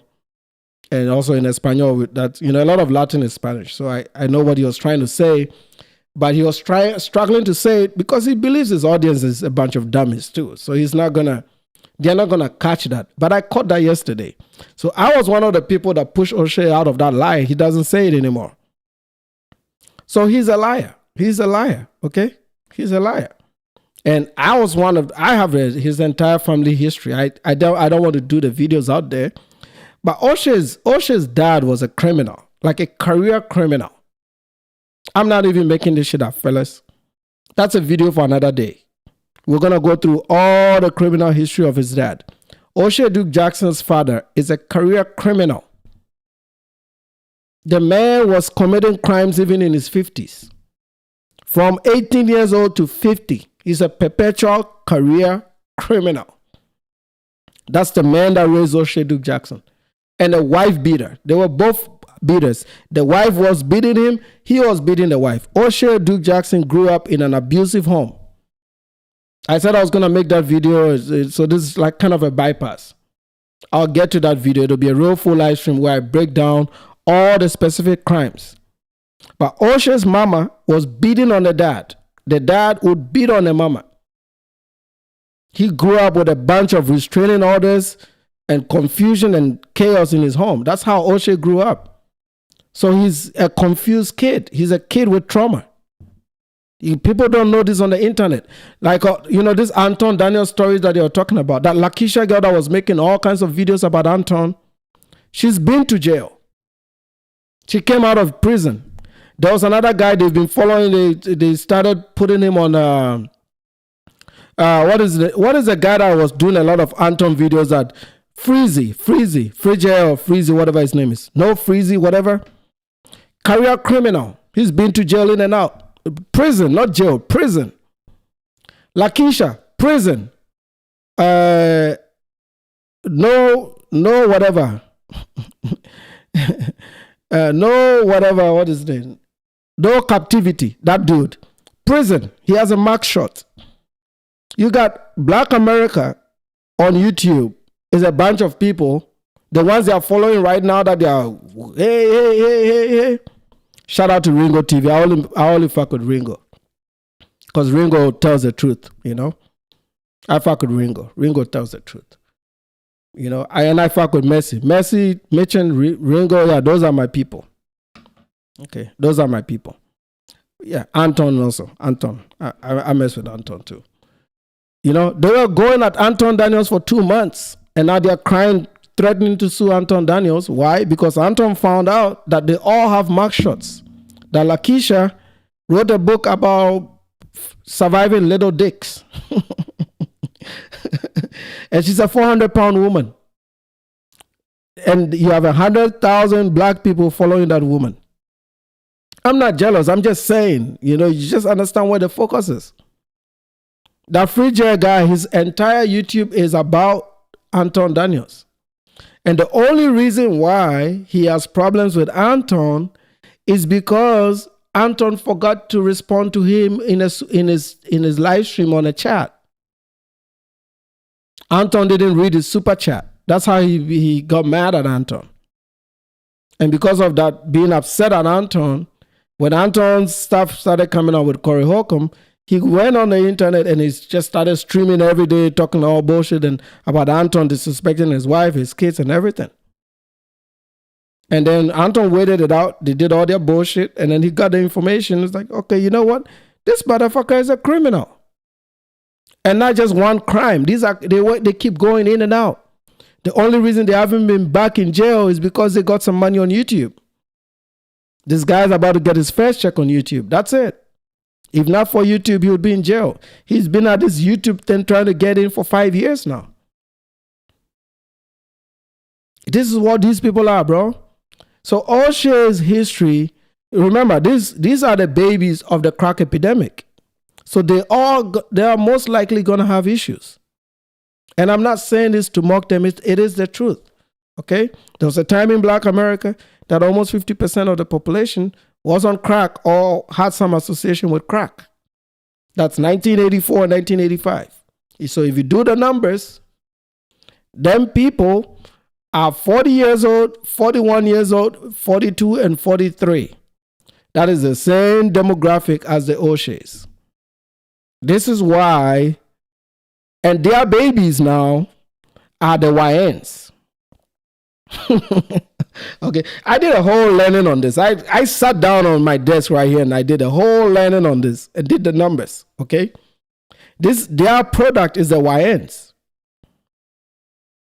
So can you imagine what the YNs product are going to be?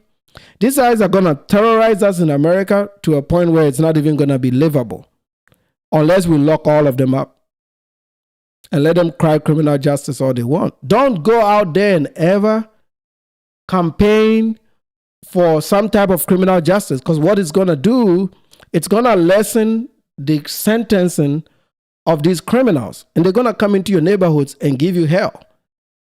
Hope that white folks lock them up, because the more they get locked up, the better it is for us and our children. Okay? It's very important that you understand these things. That's why I bring these things up. So OSHAY Duke Jackson was raised by an abusive mom that beat the shit out of his dad. And then the dad grew some balls, and that monkey started beating the shit out of her. And they put restraining orders on each other. That was the last case. They were beating each other for almost 15 years straight. They used to beat themselves so much, the local police in Del Paso Heights knew that home was full of domestic violence. So he's a product of domestic violence. That's how he grew up. He couldn't stay there. That's how that marriage fell off. They did the divorce in California. I have all the court records, the exact court records of when it happened. I'll do a whole live stream about it. That is OSHA's background. So he's been growing up trying to figure it out on the internet. And then he used to be bullied at school because people were talking about his looks and stuff. He was not very confident, so they used to bully him and all that. So he tried to channel his energy in education.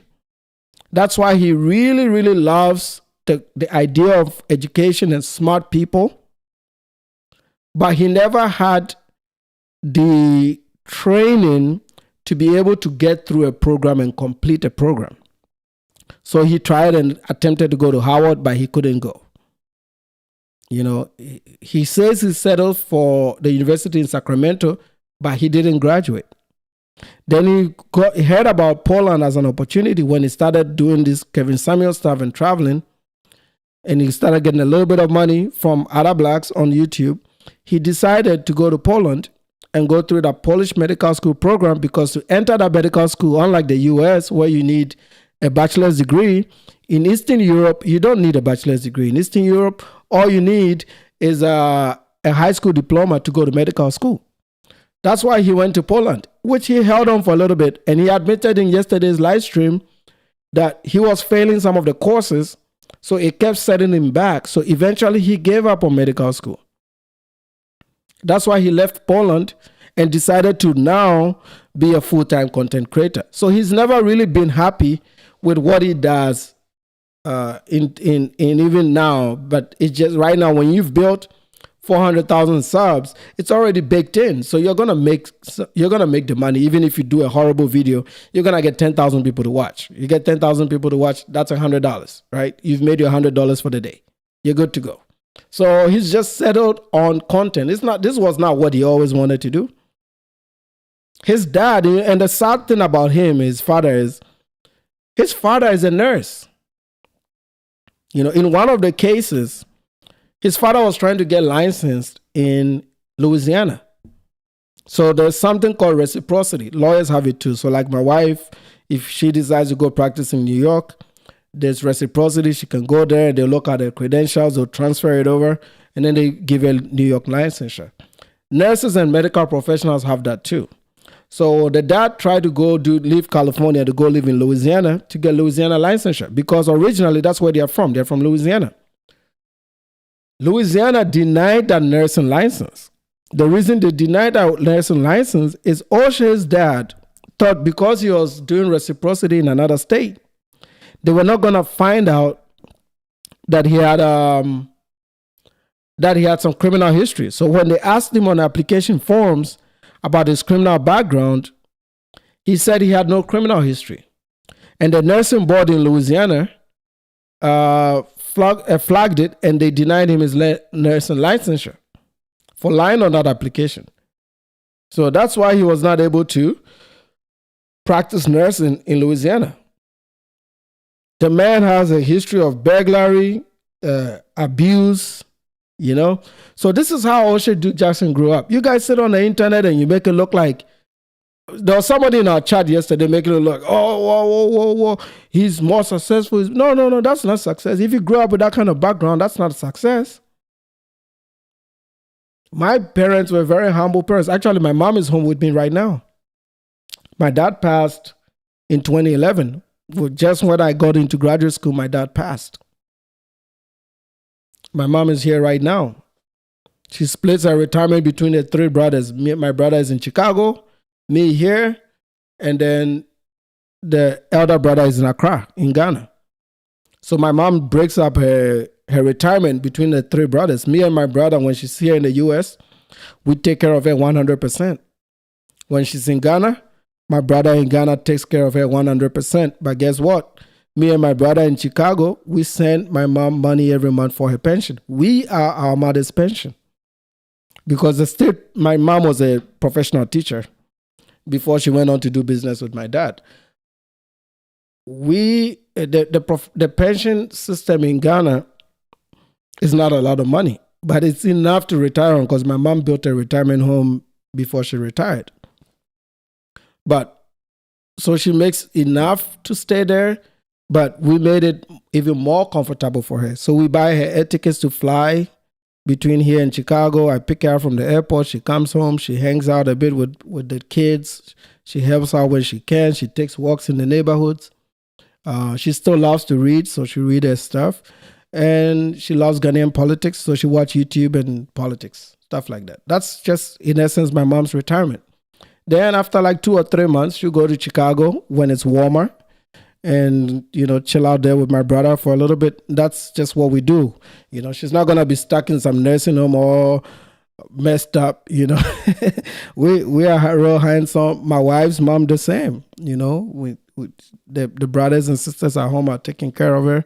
We send her some money and, they are enjoying a peaceful retirement on the backs of their children because they took care of us when we were kids growing up and they gave us their best. So we're giving them their best later in life, whether they have a program, a pension, a 401k. She don't need that. It doesn't matter because we are there for her. That's the whole point. Now, our kids, that's not going to be the case, right? Because they are Western kids now. So with the Western kids, I don't expect my son to take care of me. So I have to do it myself. That's why we do this retirement shit. Anyway, so OSHAY Duke Jackson is not what the internet thinks he is. This guy is a kid with trauma. And the internet helps him relieve that trauma by coming here and doing videos like this. I'm going to play a little bit of this guy, but I would take a guy with this background story all day, every day over OSHAY's story. You throw in his nationality and the way they do things. I mean, I'm talking about the blacks now. That even makes his story not believable one bit. I don't believe a word from what OSHAY said. And I hope that this brother Agaba, if you are listening, please come on my platform. I'll show you the utmost African respect and I'll allow you without interruptions to speak your truth to the world. This will be the best platform to do it on, This will be the best platform to do it on. So I'll give you a voice. You come on. We might stream it to both channels. You have one here and then I'll send it to the other channel in real time. And then you get the chance to tell the world your story. Because I really, really believe that this guy is innocent.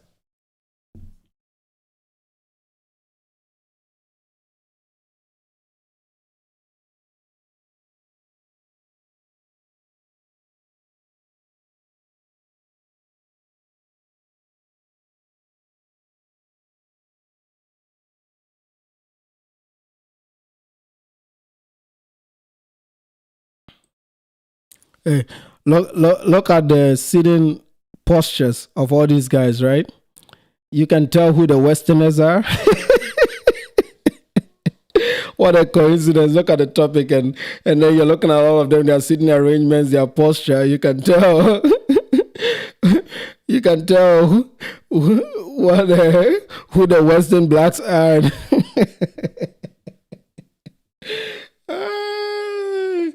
Oh, man. These people are just entertainment gold.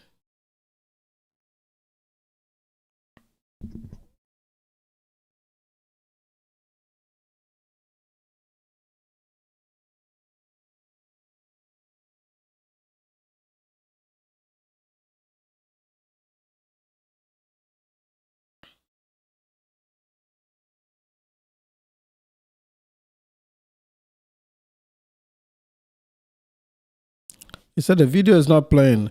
Something is happening with this update of OBS.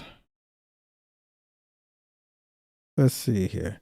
So I realized that yesterday when I was doing reaction videos that this version of OBS is Right? There are people who live their lives in the public eye. With brand deals. OSHAY, please. You're giving out too many details. Cut that out. This guy's doing the most right. Who live an openly alternative lifestyle. Yes. And it doesn't seem to be an issue for them. And if I'm Is it because they have money? But what I'm asking is this. Do you think because these people here, I would assume that these people were poor here. Does it matter if you have money? Possibly it does. But then again, I think,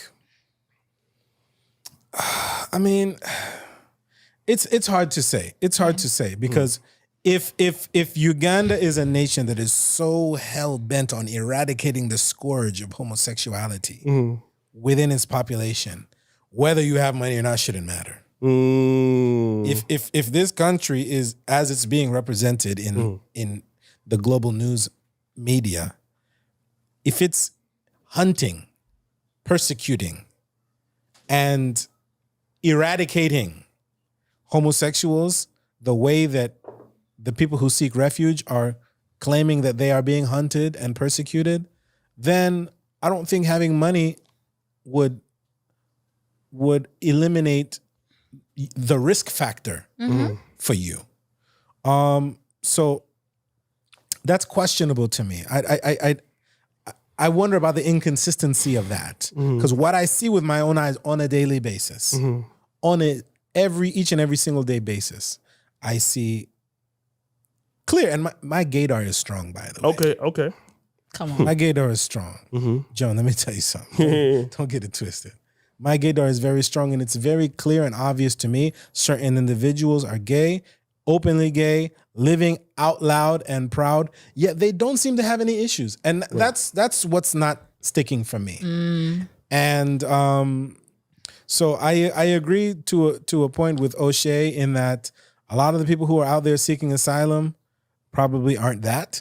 They're opportunistic, and they're seeking the opportunity to go out there into the world and look for a better life. And if I claim to be a part of this group of individuals that are in today's news media highlighted as somebody who may be subject to persecution by the Ugandan government or by the government in whatever country that I come from, then yeah, there's a higher than minimal likelihood that I'll achieve my goals.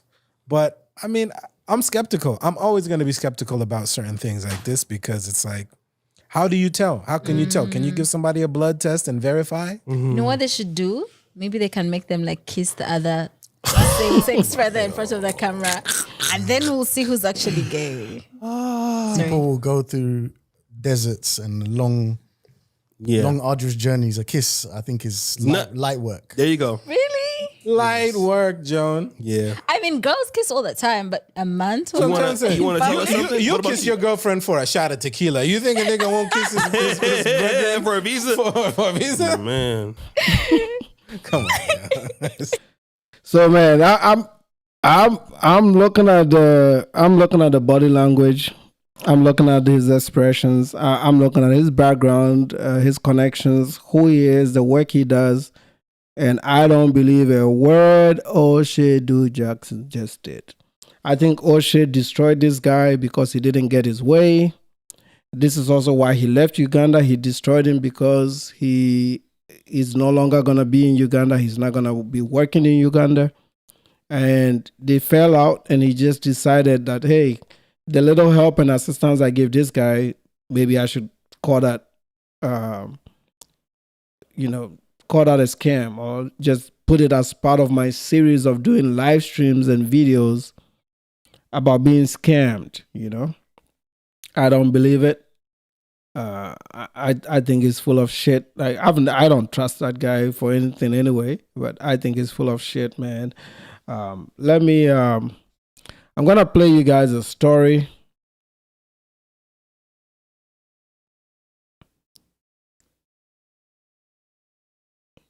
Is it still playing?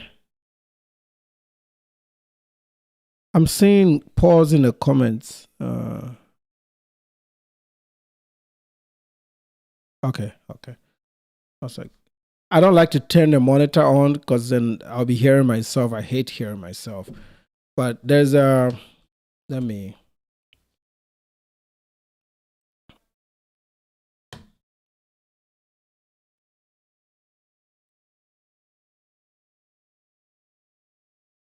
And there's a story here. I got this story from Anton Daniels today. A disturbing scene inside a Palm Beach County courtroom earlier today. The man accused in Monday's deadly Riviera Beach shooting interrupting a judge in the middle of court, making bizarre claims and at times appearing to describe the crimes in his own words. Police say he shot 5 people, killing one of them. So I'm going to realign my screen here. I'm going to realign my screen here. I'm going to, and then after this video, we're going to test the,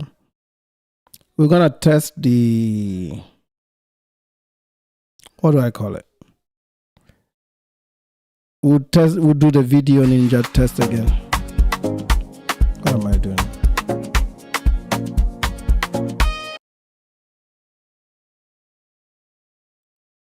Okay, so let's go to screen. I need to fix. I'm gonna recrop this too.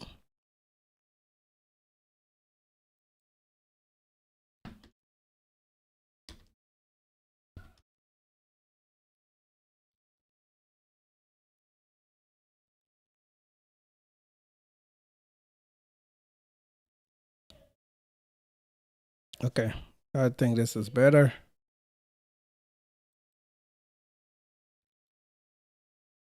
Let's go. Come on, stretch this out a little bit.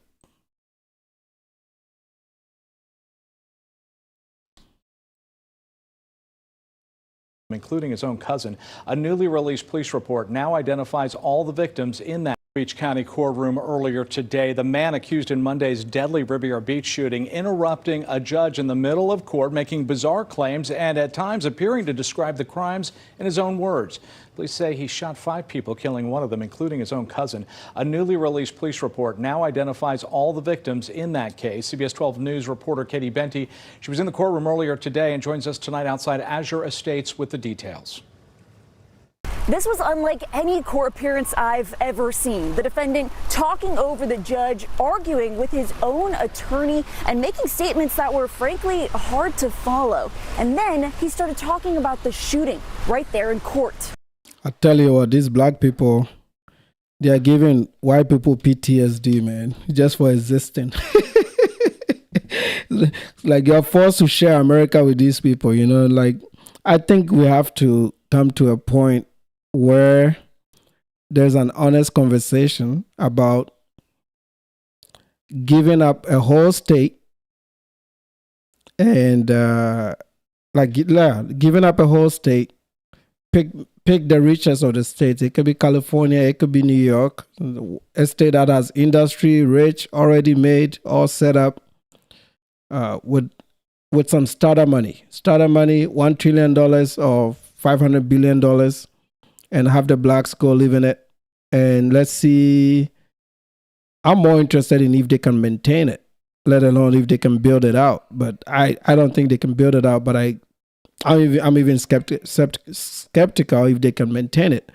But that would be the ultimate American test, because it's going to erase all the we war stories, and it's going to give these people a reality check that they ain't shit.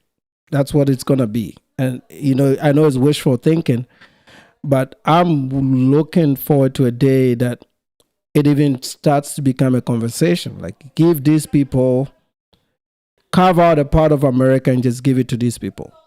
And make it mandatory that they move to these places so that they can prove to the world what they're capable of. We want to see, they can adopt the US dollar fine.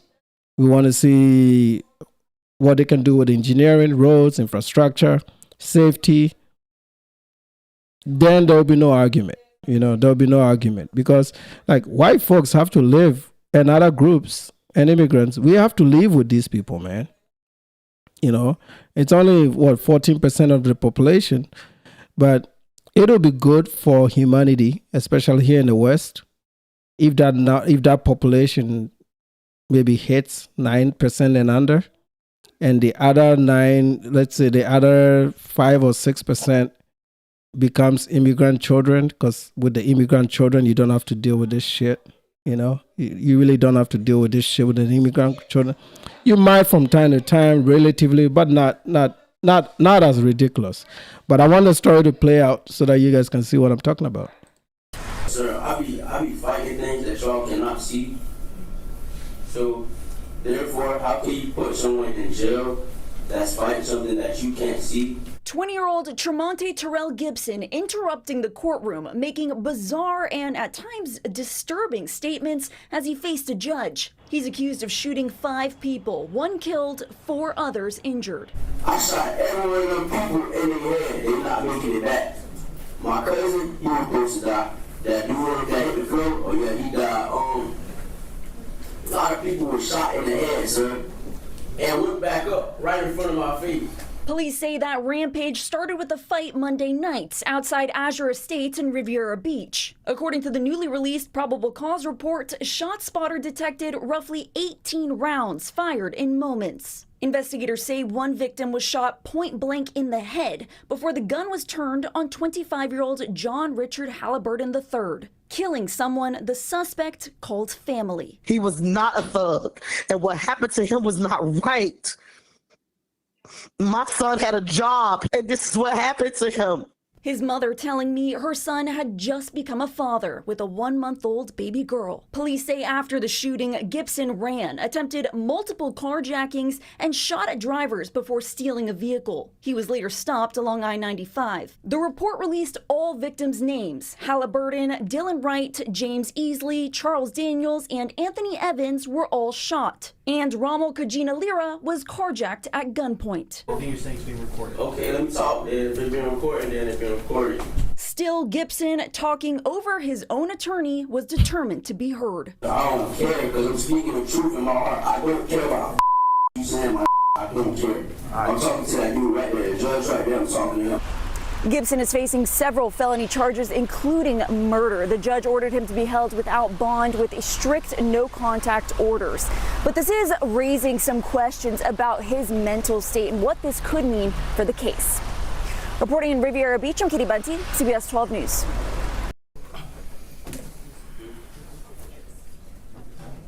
First-degree murder, capital crime, carjacking, firearm, punch by light. Four counts of several first-degree murder, firearm, and also punch by light. What was it? Possession of firearm by community felon. I did not see that count. Your Honor, I see that on this page here. You don't see it on the I don't see it on the booking either. Okay, so we're just dealing with the counts I said, capital, robbery. It's contained in the narrative. I don't know why it's not contained in the bookings. But regardless, Your Honor, all of these counts are capital or punishable by life. The state is asking the court to hold the defendant without bond. I have written 2 no-contact orders for the same case because there's so many victims. Well, no contact with any witnesses, no contact with family members of the deceased, no contact with any of the actual victims who are thankfully still alive. Thank you, Your Honor. And they are all listed on these no-contact orders. And, of course, no weapons. Again, they're all either a capital crime or a crime punishable by life imprisonment. That's anything. We reserve our right to remember hearing later time. Our office has a conflict, will be before night. Mr. Gibson, Mr. Gibson. Right now, the public defender doing good. Public defender represents you right now. So they're going to submit an order later. Can I say something before we start? Not in your best interest. It's for you to say it.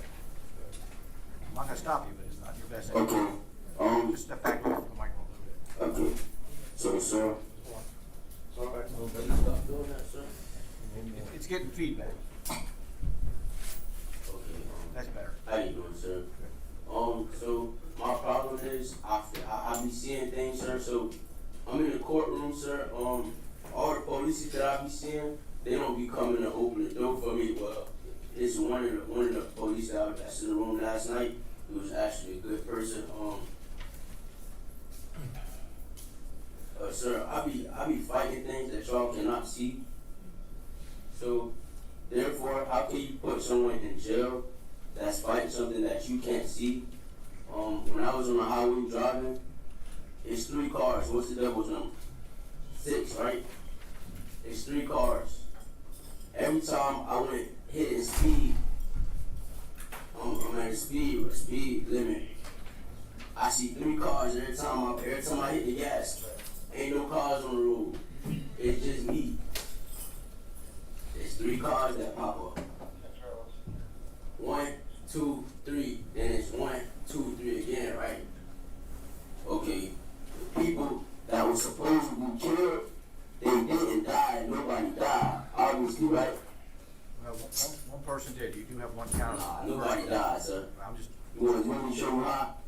I shot every one of them people. Nah, shut up, man. Let me talk. I can't talk to the judge, bro. Everything you're saying is being recorded. Okay, let me talk. Then if it's being recorded, then it's being recorded. I shot every one of them people in the head. They're not making it back. My cousin, he was supposed to die. That dude that hit the floor, oh yeah, he died. A lot of people were shot in the head, sir, and went back up right in front of my face. So, therefore, how the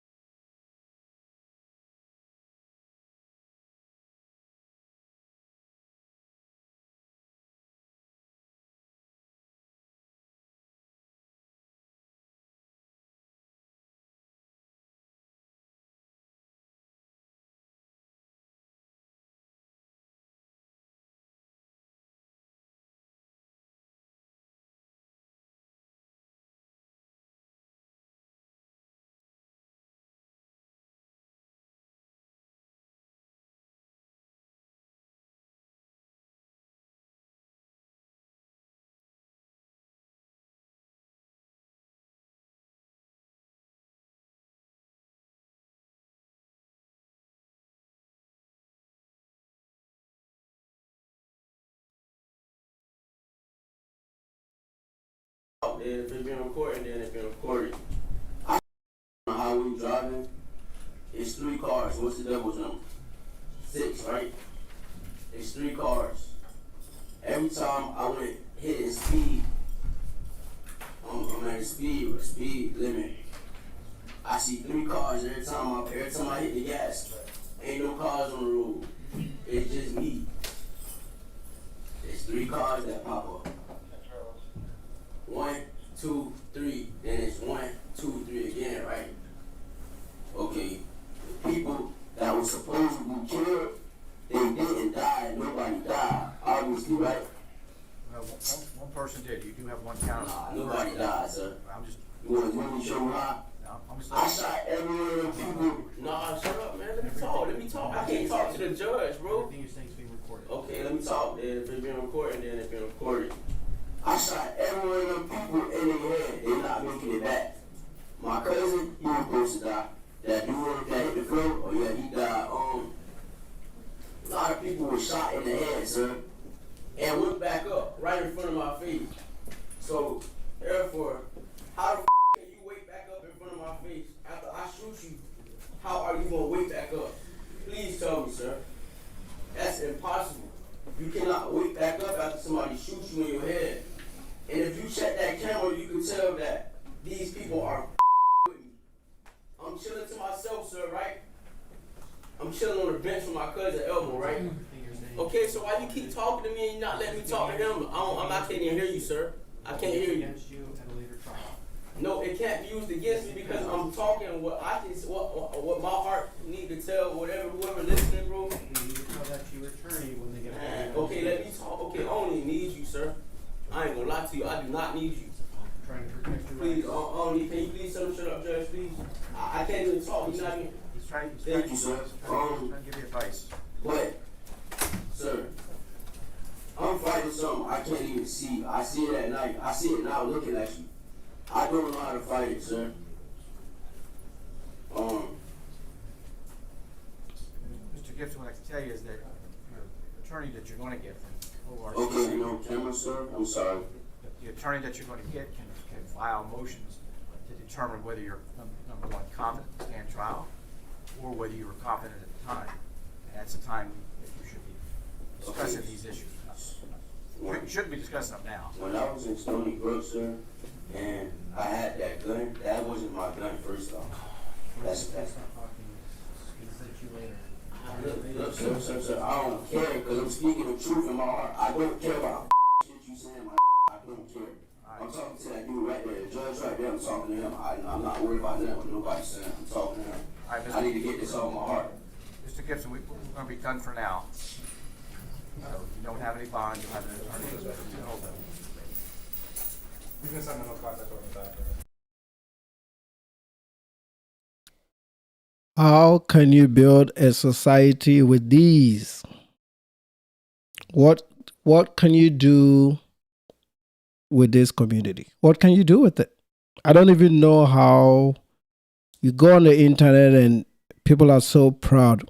Ant's CEO, Tariq Nasheed, OSHAY Duke Jackson, Phil Scott. You guys are part of the problem. All that energy you have for black immigrants, you should be spending it in your communities. The people that give birth to a guy like this, they're probably already in jail. This is why the cycle continues. And these are not one-offs or, they pick one story out of Africa. Oh, tribalism. Or you pick one small conflict in a continent of 1.5 billion people and 54 nations. And you think that is where your comparison should be? You're living in the most resourced, developed country on the planet.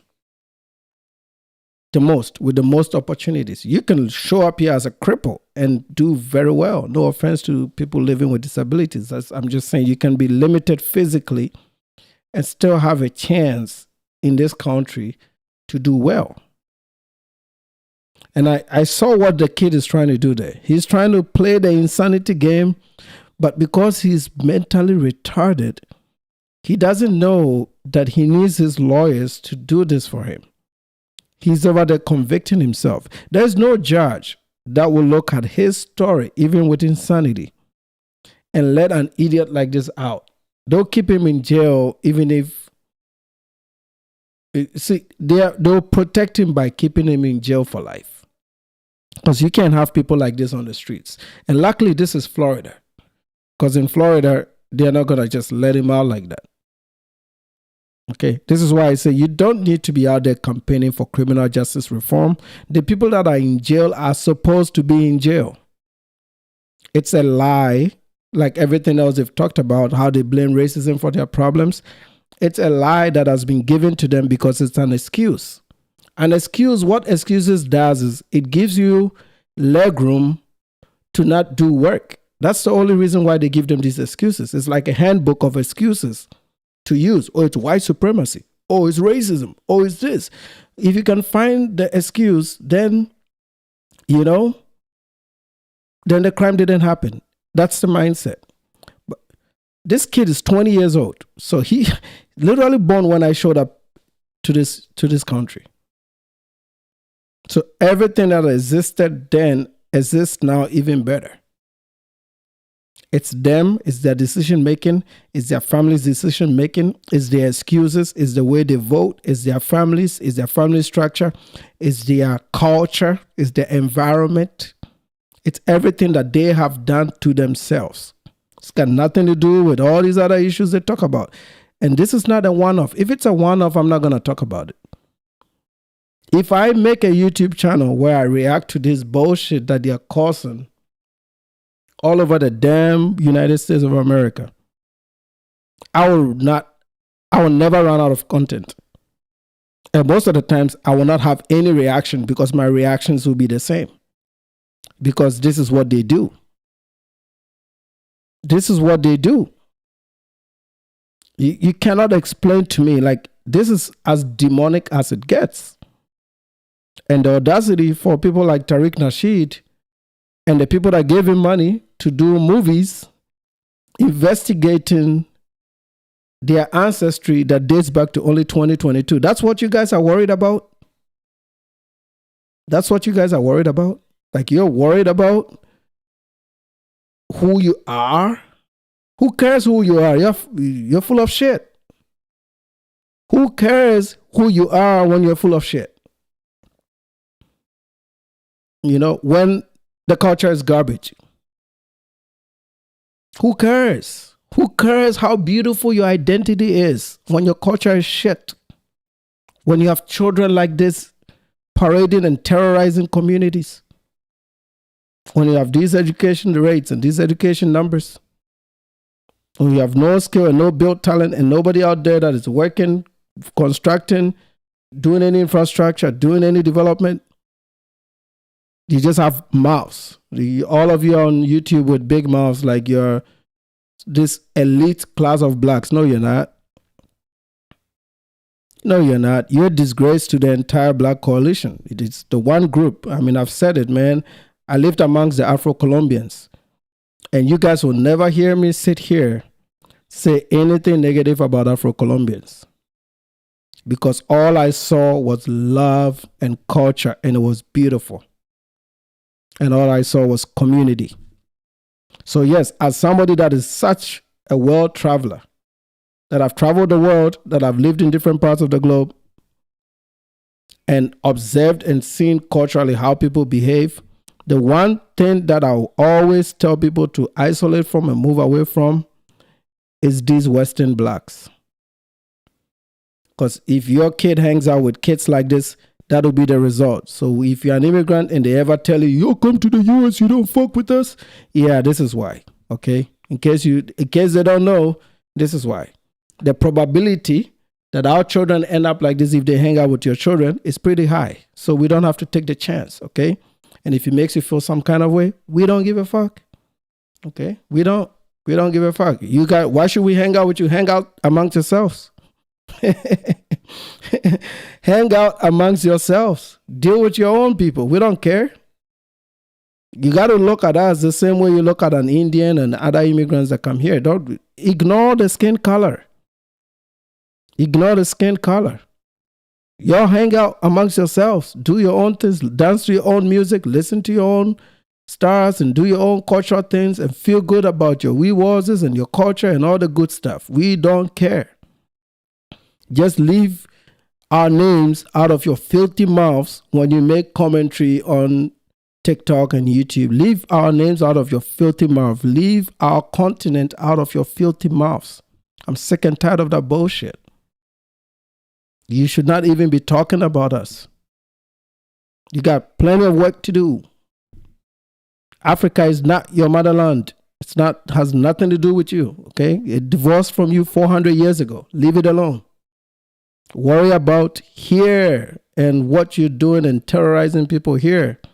And in that process, you don't have the power to dictate to immigrants when you are only 14% of the population and you have no power.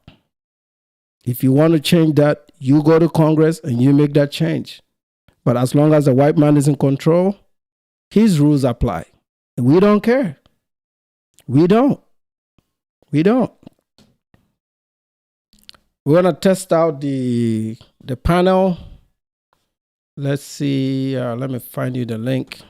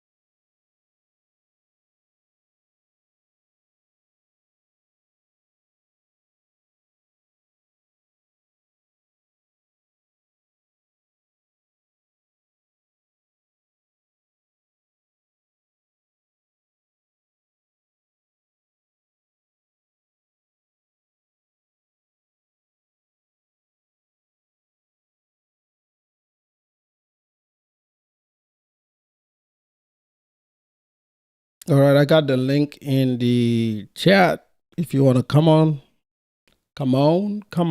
We're going to test this out, see if it works.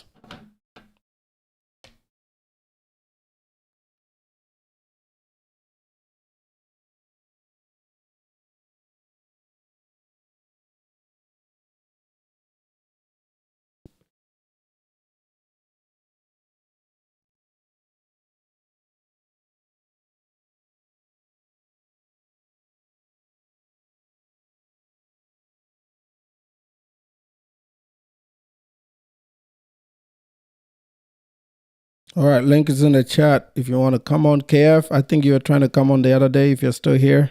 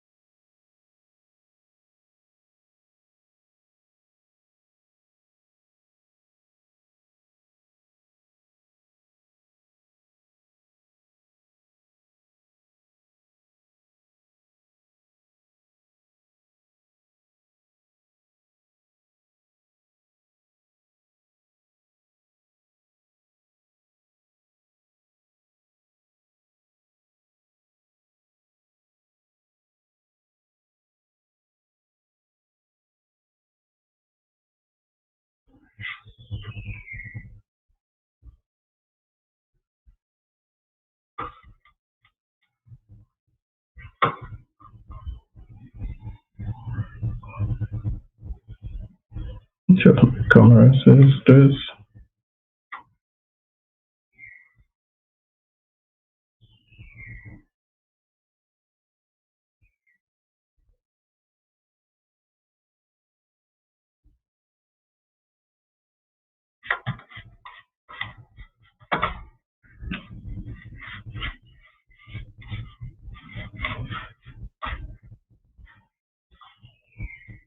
Can you guys hear me?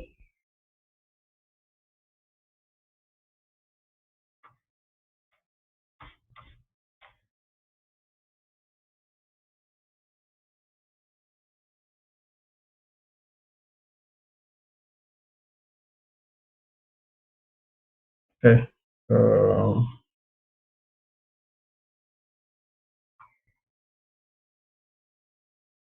Thanks for the sub.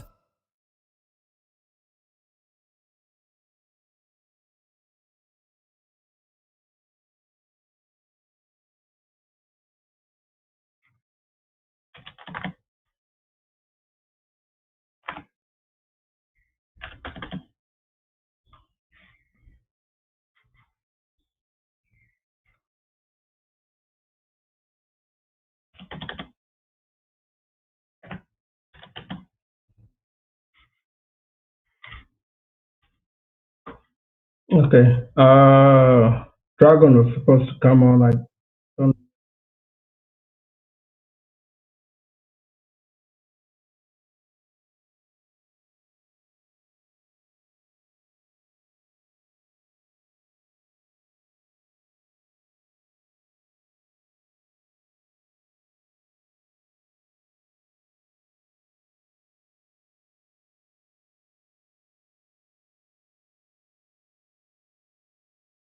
Okay. Dragon, can you click it again? Because I need to check this. I need to make sure it works.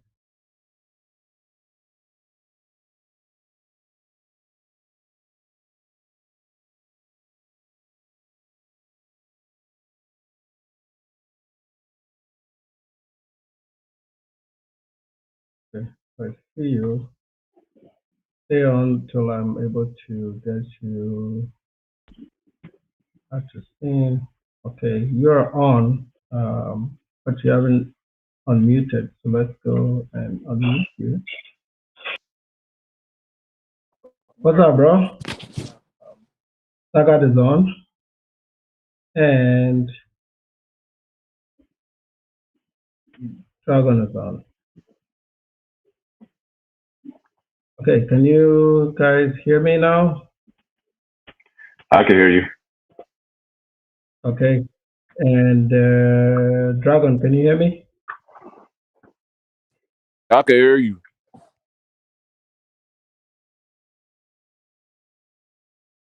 I need to unmute you. Not gonna hear? Yeah, I'm here. Okay, so can you hear me now through your device, or you have to use a second device? I can hear you through the device. I'm using one device. Okay. Okay, so I got same with you. Yeah, same with me. I'm on my laptop and I'm using my AirPods right now. Okay, now I'm gonna cut to my main screen and see if the audience can hear us. I'm just gonna wait for anybody else that is not Dragon or Sagat to confirm if they can hear us.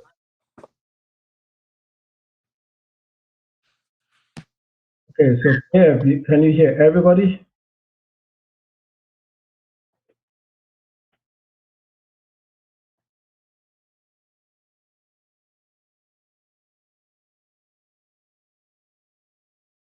Okay, they can hear all three. What's up, guys? Come on. Oh, what's up? That's good. Finally got it working. The other day was kind of janky. Yeah, you just have to be patient with these things, man. I know it works. You just have to keep tweaking. I'm sure this will not be the last, right? We just have to keep trying. Yeah. Yeah, how you been, bro? Been good, man. Been good. Just enjoying my spring break. Yeah, it started here too. The kids are home, so yeah, man. Good. What do you think of that story, man? You know, like why are they ignoring these serious issues? Man, listen. Like, are they trying to pretend that it doesn't exist so that people like don't talk about it? Is that the new strategy? We know it exists. I've seen it so many years. My parents got me the fuck up out of at least the urban part of Philadelphia. They moved me to like the suburban part, you know, because they saw this happen themselves. So it's not really something you can ignore. Everybody knows it, but I guess they just want to kind of bury it to make themselves look better. I don't know. But that guy, that was horrible. The judge, I mean, not the judge, but the lawyer literally said, this can be used against you. It's not in your best interest to speak right now. And he got mad at the lawyer. How you get mad at your own attorney? You could tell there was some anger issues there. Like literally, that's a 20-year-old, right? That's a 20-year-old. Yeah, man. Is there a He's 4 future? years older Like, than me. is there a future with this? I know some of you are not as radical as I am, but you really think like there's a future here with this thing? Like a future as in like what? Community? No, that thing is buried. Honestly, I don't know, man.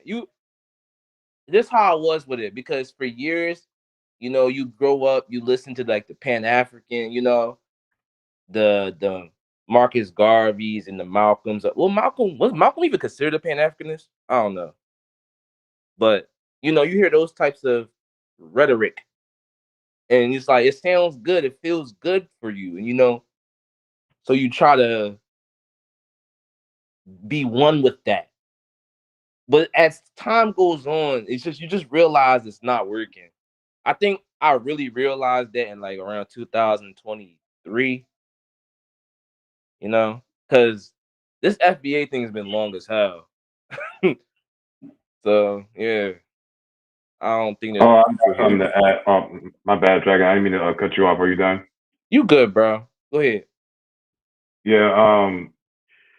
Well, yeah. My upbringing was actually similar to Dragon. I grew up in Greensboro, North Carolina. I was born in New York City, but I moved to Greensboro when I was 5 years old. I was born in '89, and that was like the like pretty much the height of the whole crack thing to the point where they had to write those crime drills.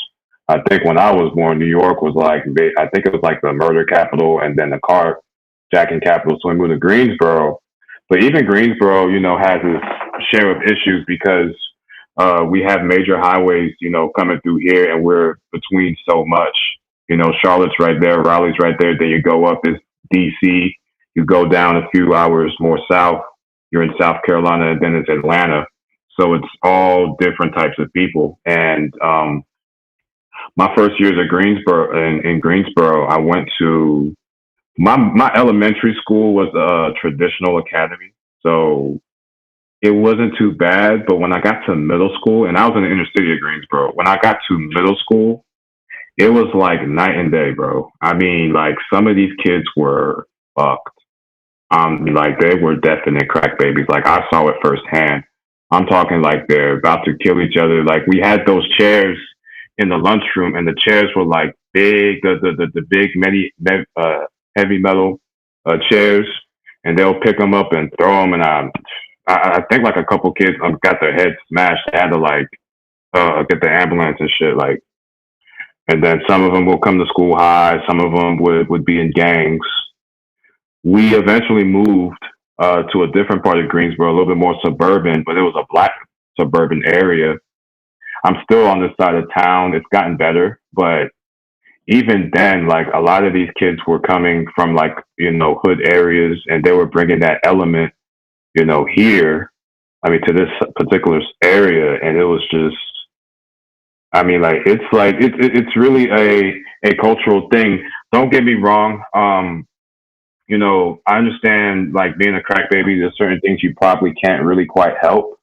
But, to add to what Dragon kind of said, like it really is kind of cultural, it's more of a cultural thing because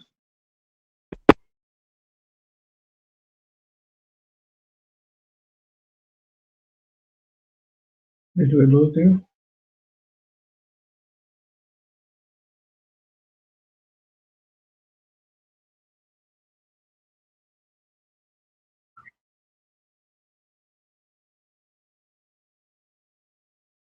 Did we lose you?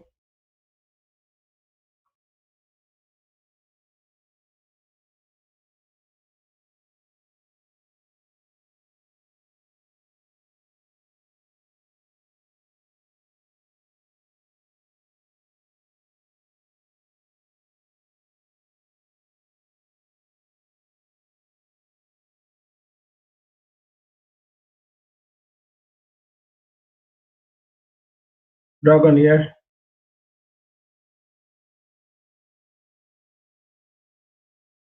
Dragon.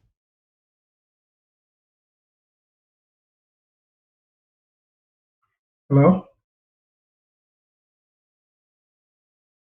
On mute. Okay, let's see. What's going on? Let me try.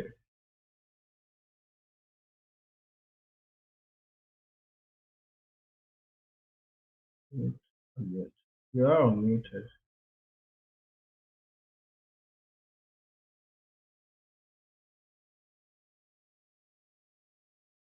Oh, okay. Try it again. Because you are unmuted. Let me do reconnect mic. Reconnect mic. How about now? Okay, I lost Dragon, but I can hear Sagat.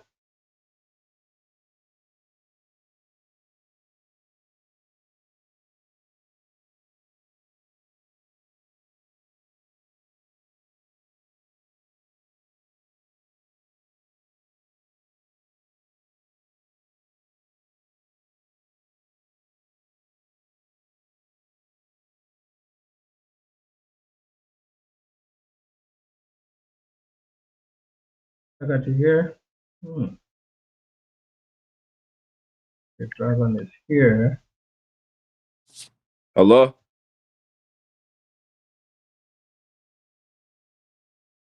What's up, bro? Yeah, I don't know what happened. I was trying to unmute, but it would not let me, so I had to refresh the page.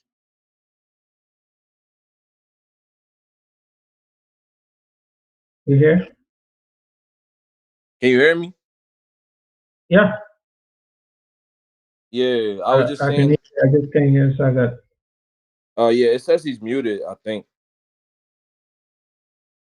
Okay, so let's do mute and unmute. I may have to check my settings. It's probably allowing one to speak at a time, but you should be able to unmute it Okay. yourself. I got him back.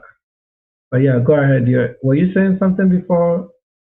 No, Saget was saying something before. He was talking about his Oh, background. you're talking about, right.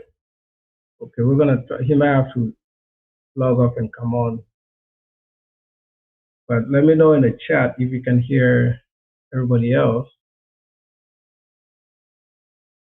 I'm gonna try and reconnect his mic again. See if that helps.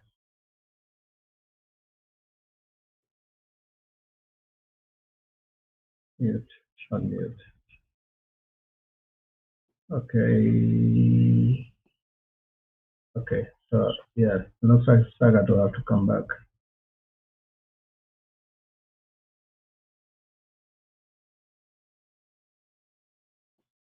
What is this?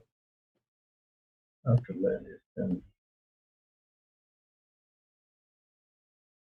And I don't see a sticker for yours on the screen, but at least I can hear you, and I think everybody else can hear you. Okay. Right. Yeah, I mean, when you listen to their, back to what Sagat was saying, when you listen to these Tariq guys, like when they're making, so Sagat will have to come back in. Let me see if I can remove. It's gonna come back in. Try it again. So yeah, when you hear this Tariq make these arguments, they talk, oh, when they come here, they tell their kids not to play with us, they tell them not to hang out with you. You gotta think about it this way. If I know your kids are bad kids, do I want my kids to play with a bunch of kids that will end up like these? No. Every parent, yeah, bro, you live in the suburbs, you know, every parent, even the white folks do it. Every parent measures the friends of their children before they allow them to do certain things, right? Absolutely. And for us, when we make those decisions, we're generalizing it because it's a lot easier due to the numbers. Now, if they start showing us that they are the Indians of the West, where they are serious about school, about standard, living normal, regular lives, then nobody will have issues allowing their kids to play with their kids. It's what they are presenting to us is what is, letting us not want to put our kids in harm's way, because what we played today, that happened, bro. It's not a coincidence. It happened. Yeah. Sagat, you're back.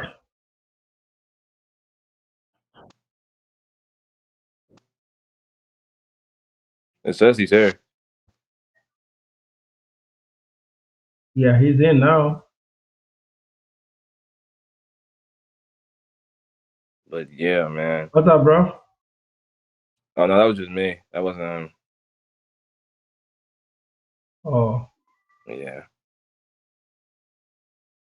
I was just gonna say, while he's getting himself together, I was gonna say more so because in the suburbs, especially the ones I'm from, there's Black Americans that live in that suburb, but even they don't want their kids to play with the wrong kids. You know what I mean? Because the thing with it is, there was people that were from the city that were using their like aunt's address or their grandma's address to go to the local schools in the suburbs. That happens often. I'm not sure if that happens in your area, but Yeah, I've seen that too. Yeah. yeah. So they like, this is just not a thing that's just Africans do. I don't know why it looked at as that, but it is. Yeah, so much. Isn't that the same argument? Go build your country. Why are they not building their hood, right? Like, why do you have to travel, drive your kids an hour all the way to come to school in my hood? and then I'm paying those taxes. But luckily, it doesn't happen here where I'm at because this place is expensive as fuck, bro. You can look it up. Crossfire is expensive like a mother. So, oh yeah, I was looking at the houses in Prosper, man. I'm seeing $1 million. It's it's expensive out here. So yeah, if you're here, then you are supposed to be here. You know, if you're here, you're supposed to be here. And even our schools are not really full. Some of us are not going to our local schools. And a lot of the parents are doing private schools and stuff. The Indians have their own things going. So a lot of the schools are not even up to capacity. Yeah, my daughter's school is going to be closing down. She goes for like a few hours a day. They're going to move it into one of the neighborhoods down from here, and they'll close out the old school. So even us, we don't have our enrollment numbers are low. It's hard to. They're not going to drive, bro. Like from the south side all the way to this place, you have to be a very ambitious parent to do it. You know? Yes. No, I'm not saying they are not doing it. They will do it. You have to be a very ambitious parent to do it, to drive your kid on the DNT. You have to take the toll road to come up here too. That's another problem, you know. I just found out that I have a $2,000 toll bill, bro. I kid you not. You said a $200 toll bill? $2,000 toll bill. Oh, 2,000. Ooh. Yep. I didn't know. I told you we just moved up here. You know, I don't lie. I'll show it to you, bro. It's right here. That's crazy. Yeah, out here I don't gotta take a toll to get places. Honestly, unless I'm like going. Yeah, this is only 6 months of toll use because they were sending it to my old address. They were sending it to my old address. That's the envelope. I just have to find the bill and show it to you. They were sending it to my old address, so I didn't receive it. So eventually they found our new address and then they just sent it to us. They just sent it to us. It's like, hey, you know, you've been due for months. Like how much? Then I looked it up. 1930 something, almost $2,000 for 6 months of toll use, bro. And that is 2 trips. And my wife doesn't work Thursday and Friday in the office. But I still take my son to school. So that is 5 days of toll use for 6 months, $2,000. So you have to be very ambitious. From Dallas, it's going to cost you more. This is just here to Plano. So from Dallas, it's going to cost you more. So is there any way spending about $5,000 just to drive up here? I was gonna say, is there any way that they could not take the toll road? Like, is there a way that you can? Yeah, if you want to spend 3 hours to get here, sure. You'll be late for school. Yeah. There's always a way, but it's gonna take you longer. So you have to take the toll. Yeah, man. I'm telling you, man. I don't bullshit. I'm not a liar, man. I like to tell people the truth out here, show people the business. So yeah, like we have reduced our total days. There's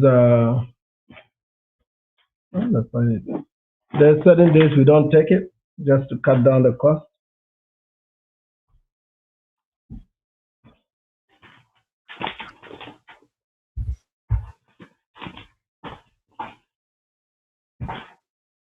Hello, can y'all hear? I put it. I gotta find it. I don't know where I put it, but it was somewhere here. But that's the shock bill of the year because I wasn't expecting it. I didn't budget for that. So yeah, I was like, yeah, that's how much it costs here, bro. Yeah.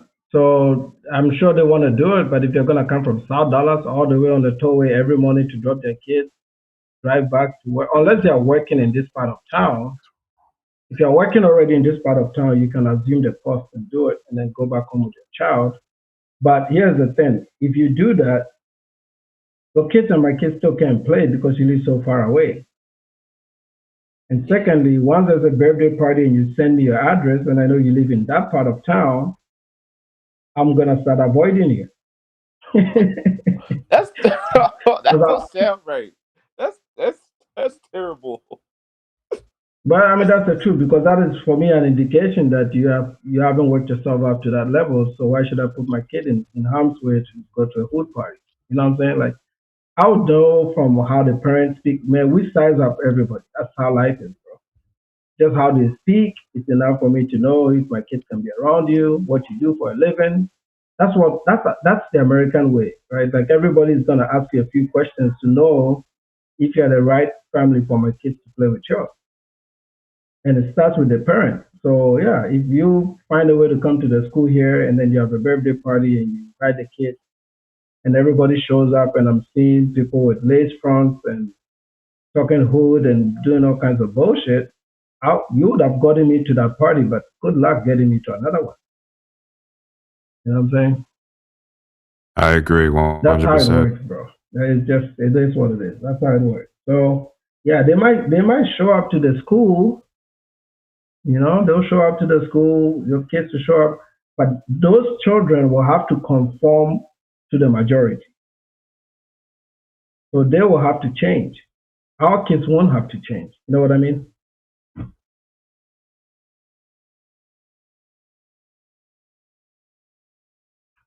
Saga, do you hear? Hello, can you hear me? Oh yeah, loud and clear. Yeah, I don't know what was going on. Maybe it was my AirPods that kept going out, but it was some stuff I heard and some stuff I didn't hear when I was talking. Maybe it got cut off. I don't know, but man, I'm looking at the Homes and Prosper Texas on my Zillow app. They look amazing. Like I want to actually visit. Like, oh my Hey, goodness, let me know, man. You hit me up anytime you want to take a tour. I'll give you a tour. man. Listen, We got some amenities coming up though. It's still growing. It's not complete yet, but it's still growing. yeah, but I've actually There's not a been. lot to do here though. Well, I'm a chill guy, man. I don't even care about that. But I've been to the Dallas area before. It's huge, and yeah, I mean, like even if you know, the thing a lot of people don't understand is that when you have money, you have to walk on eggshells, and us Africans just happen to be very good with that. That's why a lot of us we were able to like go to these areas and able to like and we're able to like just kind of blend in a little bit better because you have to move like you got to have a certain type of mindset to even stay in that place because since that place has money, you know I mean like the cops, the judges, they will not play. They will not play. Yeah, they don't. They They don't. really want to maintain that area. They really really do. And I mean the only Yeah, way to do that is to actually just gatekeep. I mean that's really the only thing you can do. yeah. But I know my wife got pulled over the first time. She got pulled over, and the guy was like, "Well, welcome to Prosper. This is your first." It wasn't a ticket, but this is your first. Have you been pulled over before? She was like, "No." It's like, "Yeah, well, over here we pull people over." So, man, certain places, man, cops will not even do anything. I mean, they'll just ride right past you. Either they're going to a murder, or they're so stressed out that they don't even feel like doing their job. Bro. yeah, most of the times here is when your bulb is out, like you've lost a bulb, that you don't your brake lights that you don't know about, stuff like that. Bye bye. Where are you going, Zara? These guys are going somewhere. Yeah. Saga, you sound very good this time. Whatever you're using, I think that's how you need to connect. Yeah, I got my headphones on directly connected to my laptop, and then my the the the microphone that I'm using is a Snowball USB mic. I pay like $20 off of Amazon. Those are good. I used to vlog with those kind of microphones, like the little the ones like the lavalier mics. Is that what they call them? The $20, 15 to $20 microphones. Yeah, you could get them for like $20 probably. They're pretty cheap, Yeah, but they're good they're pretty quality though. good. Yeah, I had this yeah, for years. I had this thing for like maybe 6 years now. So it sounds really good. I can hear it in my ear. It comes across like broadcast level type of Well, I sound. hate to be political, but I think a lot of a lot of politics kind of play into it, like liberalism. Like I'm an independent, but growing up, um, even like a lot of the older Africans, whether they were like uh, first gen or second gen, perhaps they like when you lean a certain way, like it just seems like when you lean far left, the children seem to be more subsective, they seem to be more exposed to like certain things, and the family as a whole would be a little bit, too tolerant of certain things and certain people, and that can have like a very strong influence, on you as well. People don't realize, like, out of sight, out of mind. The best thing to do is to just get away. They'll try to make it seem like you can change and try to be a good influence with certain types of people. However, I mean, if they don't care, they do not care. Like, I feel like Yeah, the best yeah. way to go is to just, I mean, coming, at first is to just be as conservative as possible and be in a conservative area. And then when your children get older, they might not even be like interested in some of these, types of things, some of this rhetoric that, I mean, honestly, it's it just enables so much stuff because us as a people, like whether we're African, Black American, Caribbean, we just have this kind of energy about ourselves to where it has to be contained, it has to be regulated to a degree, and I think conservatism is just Have your beneficial, video on? in my opinion. You are start, please.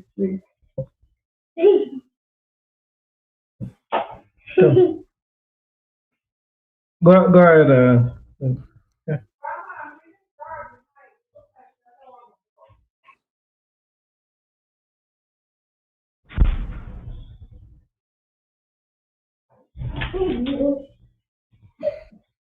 Yeah. Sorry about that. I got interrupted. It's all good. Dragon here. Dragon says his parents they vote Democrat. Yes, a lot of the guys on the East Coast will do it, and a lot of them vote Democrat because of immigration. But you find that Africans will still remain very conservative in their livelihoods and how they live, but just vote Democrat because they tend to be more receptive to immigration. That's the only reason why they do. But I have a family, quote unquote family, in Bloomington, Illinois, where I went to school, that are maybe the most homophobic people that I've ever come across in my life. Like this, some of the things they say, even if you are in the center, like you like, damn, this is what this is. And they, but they vote Democrat. They voted Democrat their whole life. They do because of immigration, and just they believe that like the Democrats will at least help people when you need help, right? But a lot of that is also going away because they're realizing that with that help comes all the vices, and there's no drive, bro. If you're gonna give me everything, then there's no drive. I don't have any incentive to work. I don't have any incentive to grind and do things the right way. And there is no focus. Like they don't treat family with the importance that it needs. I've always said, like, diagnosing black problems in America, it always goes back to family. The guys that grow up in two-family households have better outcomes, period. So that is the best. Like this video we played of that kid, if me and you are taking a guess, you think the father was in his life? Probably not. Most likely not. Raised by a mom. The other kid that died, the interview was with the mom. They always, every time these stories come up, they always interview the mother. There is no father in sight. So all these dudes, if you look at the statistics, all these dudes that come in our comment section and they comment and they are all over the damn place like that. The non-Africans that show up here and they talk all kinds of bullshit. Most of them are deadbeats, bro. Most of them are deadbeats, have baby mommy, baby daddy issues. They're all the same. Even Carlos Red, I found out on his Rambo that he has a child with a black woman. That's why he hates black women like that. So they're all, they're all part of their problems. They all contribute to it one way or the other, and hence the need for them to travel overseas and do bullshit with other people's work, Yeah, that's very true. It's funny you mentioned the household thing.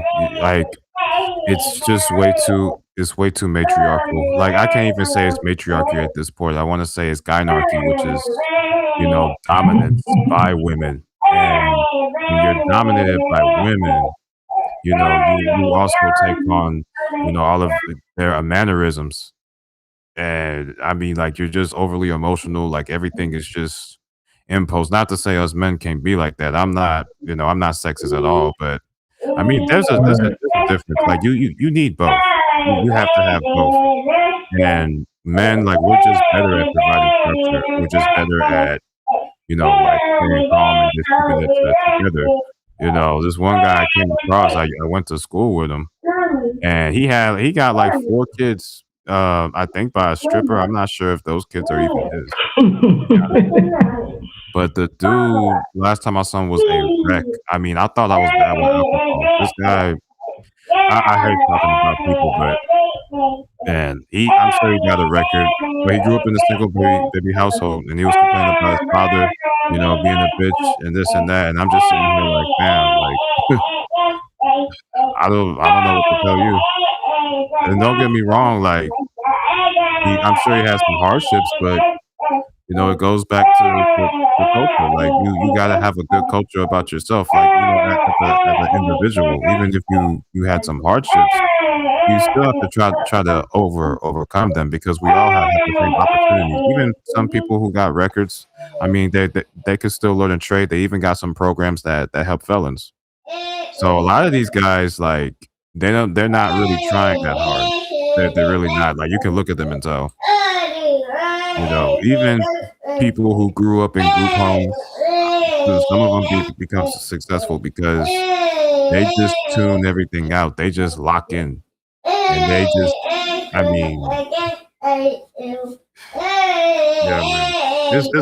I think a lot of people are just not gonna make it. Yeah. I give that number like 10%. I think 10% of them will figure it out and be regular. I'm just talking about being regular. I'm not talking about rich. I'm not talking about killing it. I'm just talking about being regular. Baby Zara, really? My daughter is getting too excited.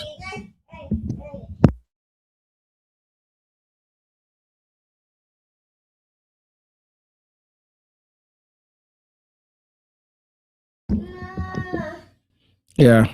So yeah, I think about maybe 10% will make it where they're gonna be regular people. They'll be just regular guys. They won't cause a lot of trouble. They'll live regular lives. They'll be married or not married, stay single, but they'll be normal citizens, right? They'll be normal regular people. And then you have the rest of them is just tossing a coin. Why are you crying, baby? Zara, come.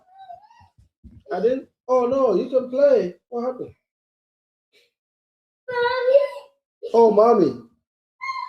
Your mommy left you. Go ahead there, Saga the Dragon, take it.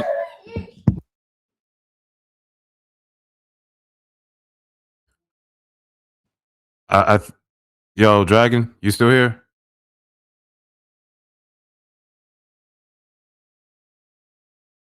Well, there is this one story though that I saw. I mean, speaking of spring, we mentioned spring break earlier. I saw this. I saw a few videos of what happened in Houston, Texas. Apparently, a lot of these degenerates went to they went to like a Houston rodeo. I didn't really know anything about the Houston rodeo. I'm not that familiar with Houston, but man, I heard that they tore that up. Like that was like the first time in that event's history that they had so many fights break out and things of that nature. And they had that event for like 90 years, if I'm not mistaken. And the spring break, ghetto crew, they just came through and they just messed it up. So, this type of stuff is still a problem. Like it's still a problem. They used to go to Atlanta, but now they moved to Houston. They're gonna tear up Houston, and hopefully they don't they don't go to Dallas.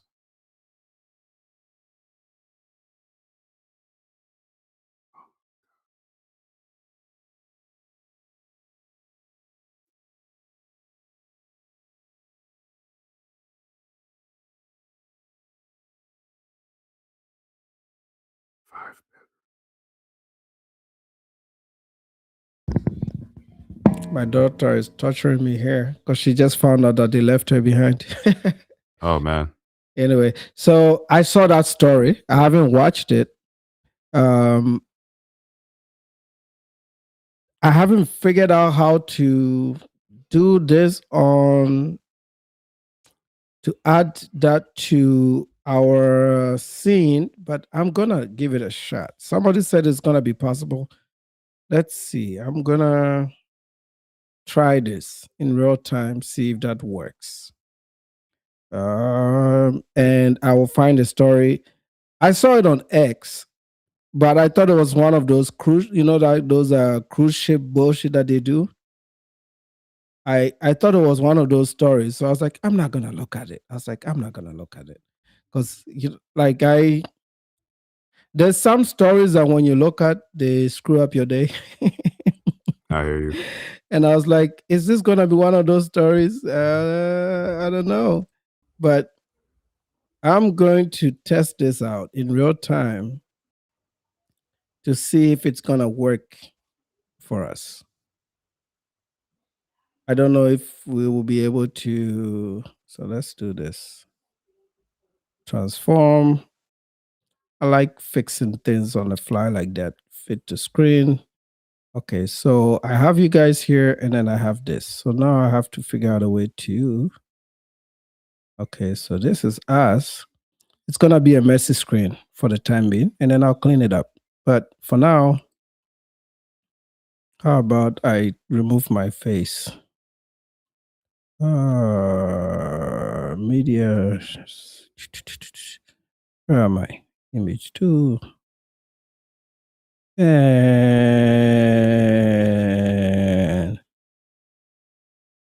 okay, no, I can't remove myself because myself is from where we are reacting from. Okay, I'm gonna minimize this to here.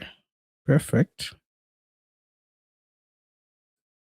And then I'm gonna place our chats right here.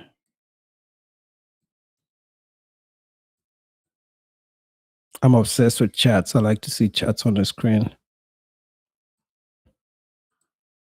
Okay, so at least we got our chats. Then we have our screen. Let me know. So first people is gonna be the guys on the call. Can you see another screen up? I don't see one. Okay. Can you see us though, or you don't see our screen at all because you're on the call? I see you. Okay. That's interesting.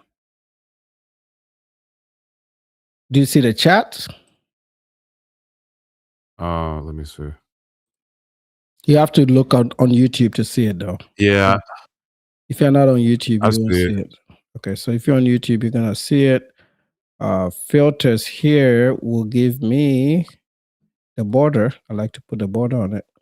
So let's go to crop pad. Then let's crop this in a little bit from the top.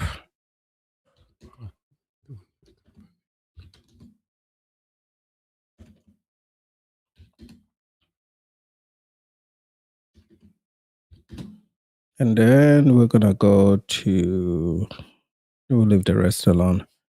And then I'm gonna just put a key around it. Key. Let's set it at 8.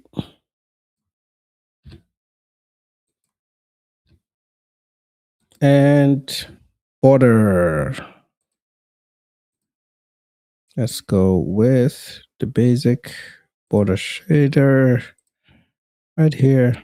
By the time I'm done with this, I'll be teaching people OBS. All right, so let me go to, it's Houston, right? Yes. You know, Houston is becoming, some people told the blacks in Atlanta about Houston, and around post-COVID, a lot of them started moving to Houston.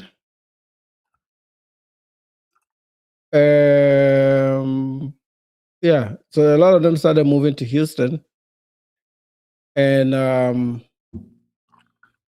the reason Houston became part of the calculation is because Atlanta got too expensive, and Houston is a very cheap place to live. So most of them went to Houston, even though Houston doesn't have nearly the opportunities like as a Dallas. But Dallas is very segregated. Dallas is like the racial South right now between poor and rich. So all the brokies are south of downtown. Then the middle is surrounded, spread out in the east and in the west towards Fort Worth. Then the upper earners and people that earn money start from University Park, which is the north side of Dallas, all the way to Ganta, which is also the north side, Anna Ganta, right? So you can literally break Dallas up into income brackets just based on the address that somebody sends you. You just know what kind of money they make. That's how Dallas is. I think most cities are kind of like that, but Dallas is really economically segregated. You know, so even if they come here, they're gonna be on that side of town. They got to work their way up here. Like you cannot just, even apartments. They just built up some apartments down here. They're $2,700 for 2 bedrooms. So even when they put apartments up here, they make them too expensive. Oh yeah, the cheaper homes. I'm still looking at my Zillow app, and I'm actually looking at the homes that's a little bit west of Prosper. That's kind of like going towards Savannah, I think. Okay, that's Savannah, Aubrey. That's a slightly cheaper side. It's a little bit more affordable on that end. Oh, got you. But you find, but that's not Prosper. It's close enough. But you find the homes that I think are in the 500s, 520, 480, 520-ish. You find something there, 450-ish if you're lucky, if it's small enough. And it's more, it's mostly Nigerians, Africans, Hispanic people. Those are the guys that live in that part of town. Okay. Yeah, the part I'm looking at, it's not not quite Savannah. It's like if you go like right down West First. Okay, I'm looking at this. First is Prosper. Okay, yeah. Okay, so technically this area is still Prosper. It's like right, it's right across from like Richland High School. It's like 500. Okay. Yeah. So this don't look too bad. Yeah, there's if you go towards, you see on the same map, you see a place called Aubrey, Savannah. There's a highway called 380 right there. Yeah, I see 380. Okay, right there in the little corner, there's about maybe a 2-mile radius where the homes are very affordable. They are built by D.R. Horton, and those ones are a little bit manageable. Like there's a subdivision called Sutton Fields. Those are more manageable. You can get them around 500. But if you come inside first, getting all the way up near where it says the DNT, you see neighborhoods like Cambridge and all these other ones. Yeah. You need 1 million, bro. You need 1 million just to get in. Yeah. Like entry. Yeah, you need 1 million to get in. Okay, let me see. I'm gonna play this video. I don't know if it's going to play out But let's see. Yeah, Wiley, bro, but Wiley's gotten up a little bit too. Yeah, Gen Z lives around here too. We need to get together, bro. Wiley is, I used to live in Allen, close to Wiley. Wiley is a cool place, man. But it's not as cheap, bro. It's not as cheap. Like the new homes around Wiley, they're in the 500-600s. Yeah, it's not as cheap. That's where the old money used to be. Wiley, Lucas, that part of town.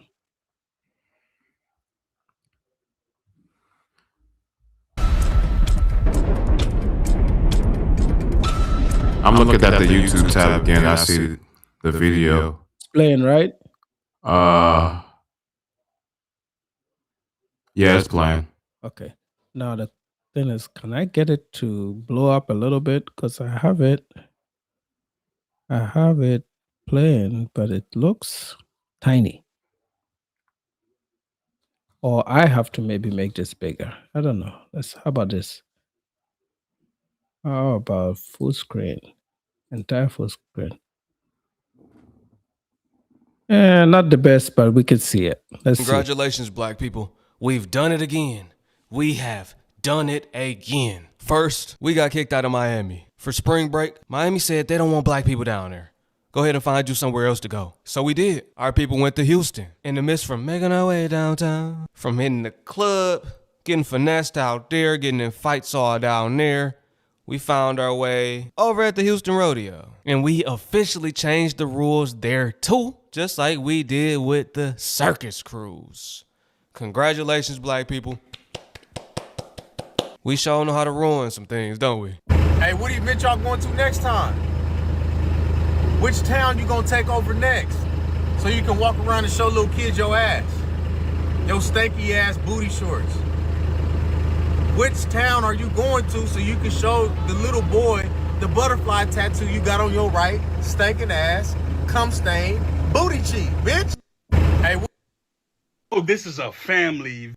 Are you bitches going to the rodeo or the adult video awards? Cause the way y'all dress, I can't tell if y'all going to the rodeo to ride horses or ride dick. You do know this is a family event, right? You do know children are gonna be there, right? But I forgot. Who the fuck cares about children, right? Who the fuck cares what they see? As long as you do your bum ass photo shoot for your bum ass followers on Instagram and TikTok, who the fuck cares about the children, right? So I saw the video where the Houston Rodeo got shut down, and would you want to take a few guesses to why the Houston Rodeo got shut down? I'll give you a few hints, right? Let's see. We can't go nowhere without it being a what?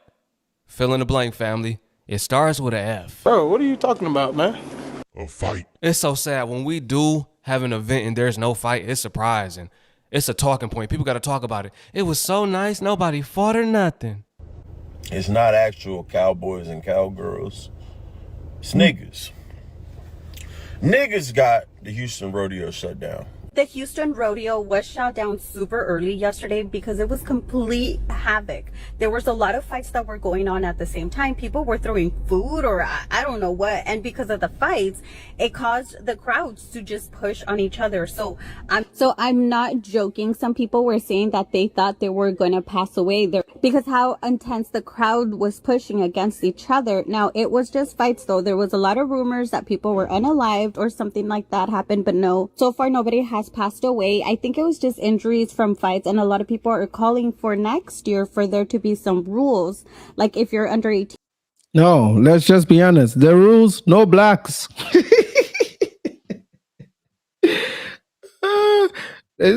Man, they just make that segregation. This is ridiculous. Bro, they just need to make me a senator for 1 week, man, so that I can help the rest of America say and implement the most ridiculous policies that everybody's thinking should happen. Just no blacks. Just say no blacks. Blacks not allowed. Period.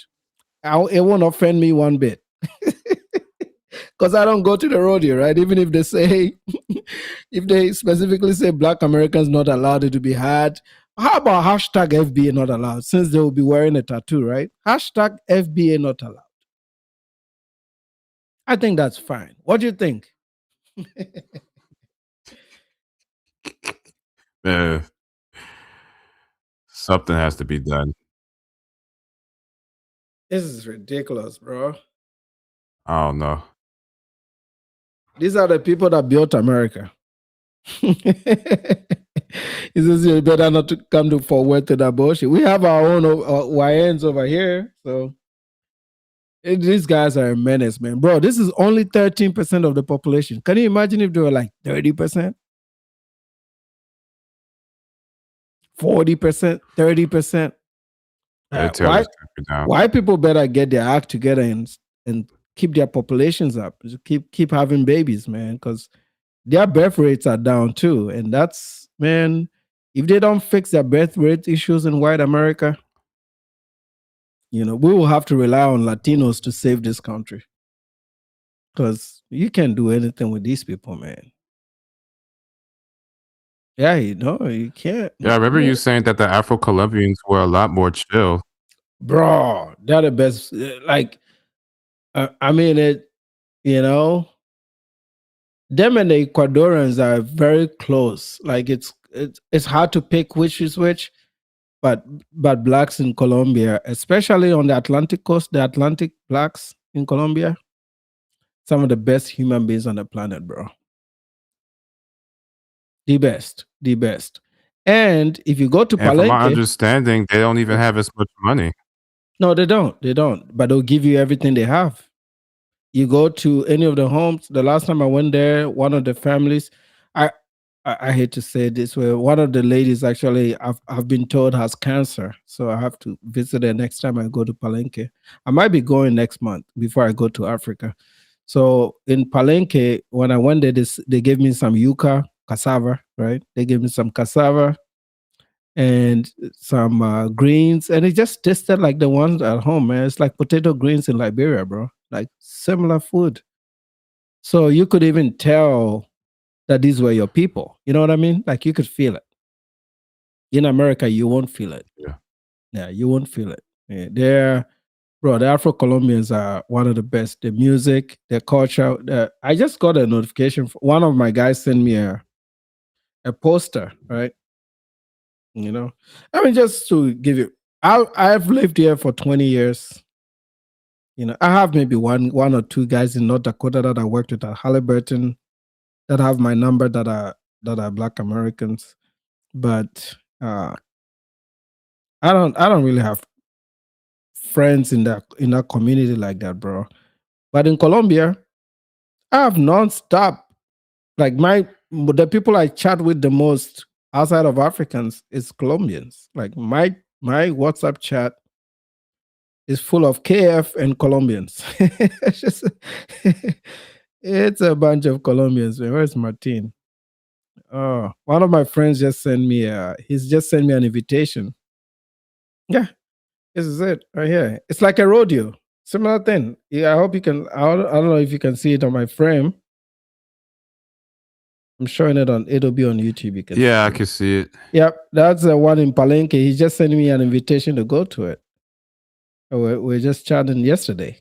He just forwarded this to me. He gave me the date. So sometimes they send me festivals like that because they know the things that I'm interested in. So they, hey, we have a festival coming up, then I'll quickly go look for a ticket and buy it and then go. That's and these are guys I've known. Man, I've known this guy since he was we're about the same age, almost 10 years, bro. I've been friends with him for almost 10 years. He's never asked me for money. I've gifted him stuff. I gifted him some sneakers the last time I was there, but he never asked me for anything. I've eaten in his family's home. I know his kids. I talk to his kids all the time. Like they really bring you into their culture. They invite you into it. They ask you a lot of curious questions about Africa. They all want to go to Africa if they have the money. If you talk about injustices in the Americas, the Colombians and South Americans face the most. They just don't complain about theirs, bro. Yeah, see, that's what I saw too. Like, especially in like Brazil. I hear that Brazil has a lot of that, as well. But all the Brazilians, the Afro Brazilians, I've came across a couple Afro Brazilians they just had this vibe where it was like they would just keep pushing forward. Like Yeah, yeah. they don't care about they don't care about nothing, and I actually admired that. You know, like they seem to have a much stronger spirit down there as opposed to up here. They have more opportunity, even in a city like Memphis. Like FedEx is actually based in Memphis, It is basement. I have a friend that works in who is a director at FedEx. He slept and in my house before. He's a Ghanaian guy.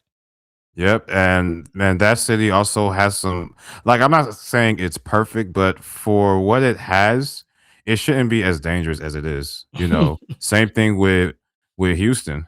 I mean, like a Yeah. lot of these people, you know, like once they turn 18, they could probably just go, like, you know, if they keep a good record, like just try to get on with some of these places, you know, stack money and just get away. But they don't try to do that. Instead, they will just stay in like certain areas, and it kind of just it does mess with their mind, you know, after a while. And it's like, you, man, Yeah, bro. it is kind of crazy. Yeah, yeah. So even like you said, the Brazilian example, Brazil with the favelas, and they also have the racism, that real racism, not this little thing that happens here. But you never hear them complain, bro. They're not complaining. They just keep pushing forward. My friend, this same guy that Martin that I'm talking to, any tourist that goes to Cartagena probably knows him because he sells shoes and hats right there in the city center. So he's a regular guy that sells shoes, but he's my friend. The class doesn't matter. You know, I'm not over there looking to be friends with doctors and lawyers, right? That's not what I'm doing. I'm more interested in them and their culture. I I'm the enjoy same their way. culture, right? Over here, if you listen to black music, all of a sudden they're projecting that as if you're not supposed to listen to it. That, oh, this is so good, that's why you're listening to it. They don't invite people in to enjoy it, even if you want to. You know what I mean? They make it look as if that they're doing you a service. But in Africa, in the Caribbean, we are more cautious of what people think about us. So we have to invite them into our cultures to show them the way we live. And I think it's because we have something to show. And here in the West, they don't have anything to show, right? They don't have any shame. That's the problem. And they don't have any shame. Exactly. Because Africans have shame. Like we have shame. Like we will really look at ourselves and be like, damn, you know, I have to be a better influence. You know, of course we got our bad apples too, but I mean, at least we will try to cover it up. Like we won't try to like have it out. But you know, the Western, you know, a lot of Westerners here, I mean, it will be front and center. Like they will put their whole life on the internet, and then they wonder why they get in trouble. I'm like, well, you told us everything. You know, that's why they're that's why the real reason why a lot of people get incarcerated. You know, it doesn't really have much to do with, say, maybe racism. Yeah, there's some racism, but I mean, as long as you do what you're supposed to do, you're going to be able to bypass that. yeah, It's no excuse. no, it's not, bro. I mean, look, you can't just go to a radio and have this is supposed to be a family event, bro. Hmm. And nobody they're acting like chimps, you know? uh, let me get that video up. That's I don't know, man. God help us. God help us. Go in without an adult or somebody supervising you or something like that. And it sucks because it's like the Houston rodeo is really big. People go there every single year to have a lot of fun, but it was ruined yesterday. So let me know, what do you think in the comments? Do you think there should be some rules about, you know, kids going by themselves without any parents, or do you think there should be more security? What they need to do is ban all YNs. If you a YN, you can't get in. YN. You heard him? You heard him? This is a black American saying that. I'm just saying just ban all the blacks. So they know the solution, bro. This is a black American guy saying ban the YNs. I mean, he says YNs. I'm just saying ban the whole bang, the whole gang. Let it go. Let it go. Ban the whole crew. That's all I'm saying. Ban the whole crew. Hello, Nana. Kids go places Can you hear me? to start stuff. They don't go to have fun. They go to fight, get into it. They hoping they see the ops so they can spin their blocks. The YNs are not going to enjoy themselves. They not going to see no rodeo. They going to turn it into all-out war. They not satisfied unless it's bodies on the floor. That's why it was rumors of people being unalived. I guess they didn't get to do that. That's what they came to do. We sure know how to ruin things, man. It's them ninjas. It's always the ninjas, man. We just got over black fatigue last year. They about to bring it back, man. Come on, now. We gotta let the black fatigue die down. It can never die down if y'all keep acting like this. Houston Rodeo. This past weekend, man, the end of spring break for Texas. They said this was by far one of the wildest weekends that the Texas Rodeo has seen thus far right here in Houston. I'm gonna play from the local radio to see what is going on here, because it looks like there's a response. I'm trying to see. I don't want to be hearing people's TikToks about it. I want to see the footage itself. Damn, this guy played this whole long ass video. I want to see the footage. I want to see the footage, man. Okay, this is academics. I know he does. In Houston. Yo, chat. So, if you don't know, it's spring break. And first and foremost, I was under the assumption that spring break was for college kids who had college classes during their semester, who after you come back during a new year, because you get the holiday break for Christmas and the New Year's. Yes, that's what it's for. It's for people that go to college. This is why I'm like, when did the whole population become part of this shit? It's for people that have enrolled in college and they're taking spring break. You know, and here in Texas now we have fall break. It's part of the college game. If you're not in college, it's not for you. When you come back for that spring semester, they gave you what's called spring break. It's usually a week off that you could, decompress and take some time off from the regular rustle and bustle of going to class. And if you're a full-time student, probably every day or every other day. Now, spring break has just this historical root, not only in collegiate means, but also it does for, particular places that have always been the places that people frequent on spring break. Sometimes you'll have groups of college kids going to Cancun, Tulum. They'll go to Miami particularly. Well, what's happened is that in the last couple of years, it's gotten so extreme that Miami has banned all spring break events. Actually, there was an article that came out not too long ago that said Miami is not going to go back on its breakup with spring break because Miami Beach has. Okay, Saga is off, so I'm gonna switch over to my main panel.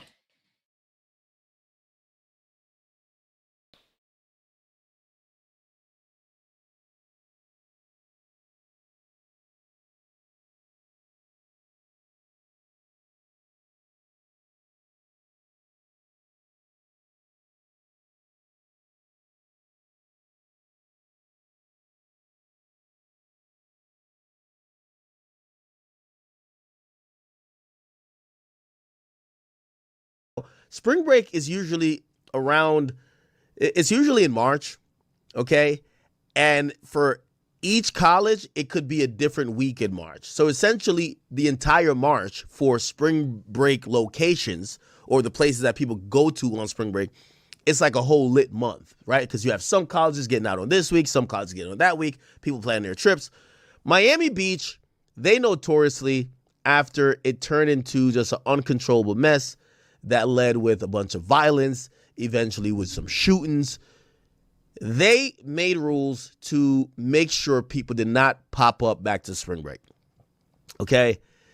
they're saying that I don't know if this is gonna have it, but essentially Miami Beach, they decided not to dump spring break this year instead of pursuing it in what they said a healthier approach. So before they would give curfew as you have a break from college because you're a college student. That's at the back burner. It's just a place. It's turned into Bike Week. Look at them. Look at them. Oh my God. Does anybody remember Bike Week? That's essentially what it's turned into. You're seeing like... I'm going to try and get the videos from X because I know X has, instead of going through reaction channels, I'd rather get it directly from X.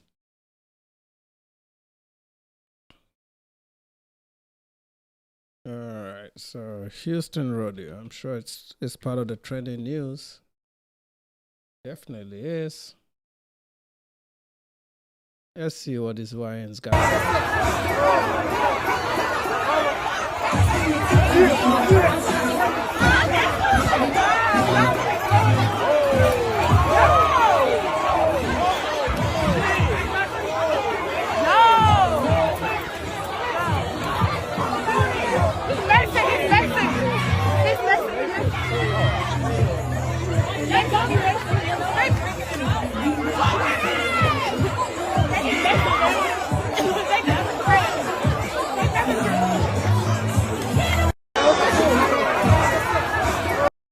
None of these motherfuckers are college students. None of them have ever read a textbook. They don't go to class.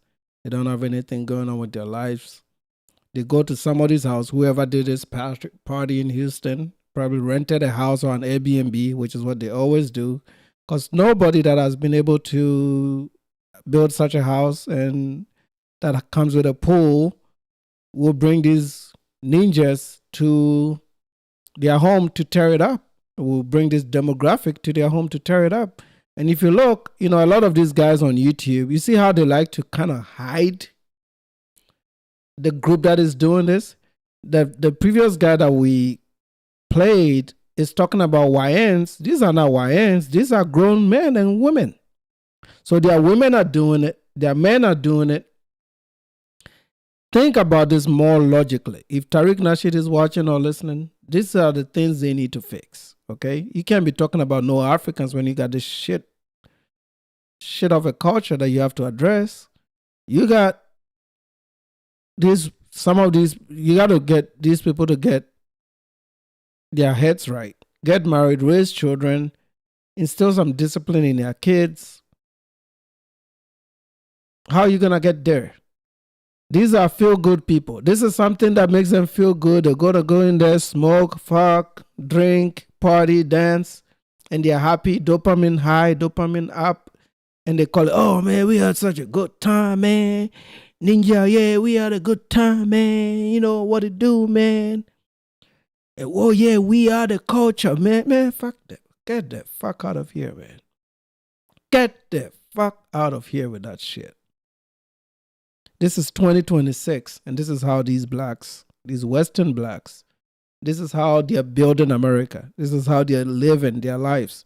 Over there on TikTok, talking about Africans are not civilized. Do you call this civilization? You call this civilized? They think that we don't see these things, like we're not going to see it. We was. This is why they have to rely on history, because they've given up. I'm telling you, dog. These people have given up on growth and development. They've given up. They know they're not going to be doctors. They know they're not going to be engineers. They know they're not going to build shit. They know they're going to heavily rely on benefits. And just like I predicted, a bunch of scholars on spring break in Houston destroy an Airbnb. That's somebody's Airbnb. This is against those Airbnb rules. Because they can't afford it. They don't have people in their communities that own these type of homes. And if they do, those people are not about to host a party with some idiots. The men and the women that can afford these properties with pools in them, with good pool maintenance, a nice suburban neighborhood, they're not going to bring these idiots into their homes to do this shit ton of a party. I host parties from time to time in my house. All my friends that show up, very disciplined, very organized, clean, neat. They'll even help you take out the trash when they're done. I've had instances where if I have so much trash, some of them will take it to their homes and dispose of it because I don't have enough space in my garbage cans. That's how the Africans in the US do things. We bring food to our friends' parties. When you invite me to your birthday party, I'm going to make some food and bring it to your house so that we can all eat together with our hands proudly. These people can't do that. Oh my goodness, man. What are we going to do with these people?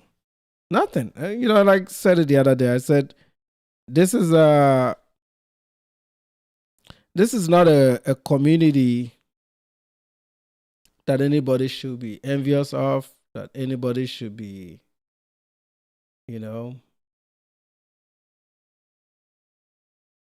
aspiring to be.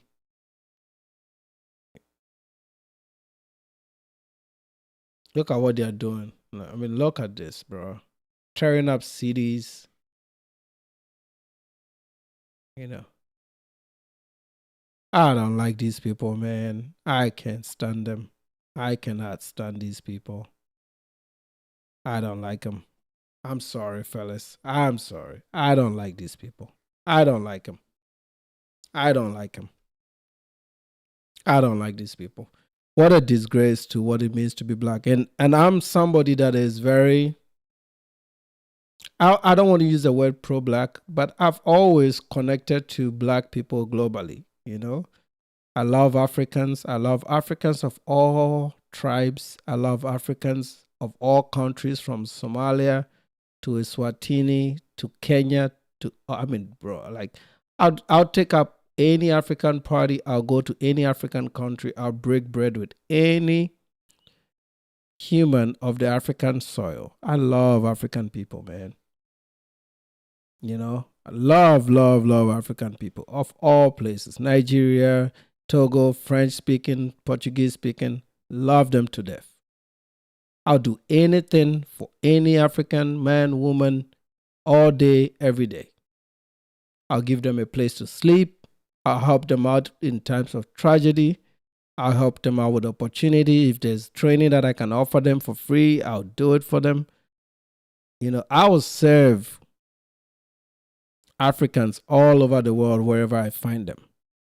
I love the Caribbean people and of all types, Trinidad, St. Lucia, even the Spanish-speaking ones, Dominicans, Haitians. Shout out to my Haitians, man. Love these people, man. I'll eat their food. I'll go to their restaurant. I'll patronize their business. I'm all in, 100%, man.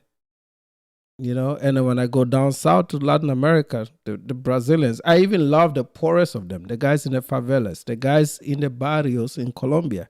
I hang out with them. Like, I'm constantly, salute to you, Rick.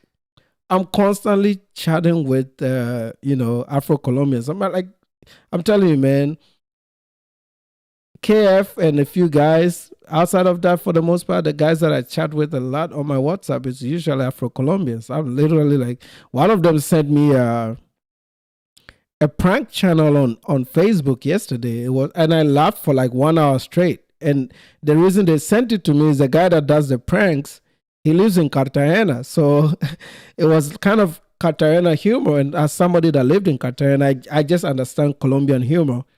So that guy a Colombian guy sent it to me out of nowhere, typical midweek stuff. But that video really helped me relax yesterday. I really had a good time. I enjoyed that video that my friend sent me yesterday. I was just laughing the whole time, video after video. I just kept laughing nonstop. It was crazy, man. I wish I can share some of those videos with you guys, Rick and the guys that are Spanish speaking.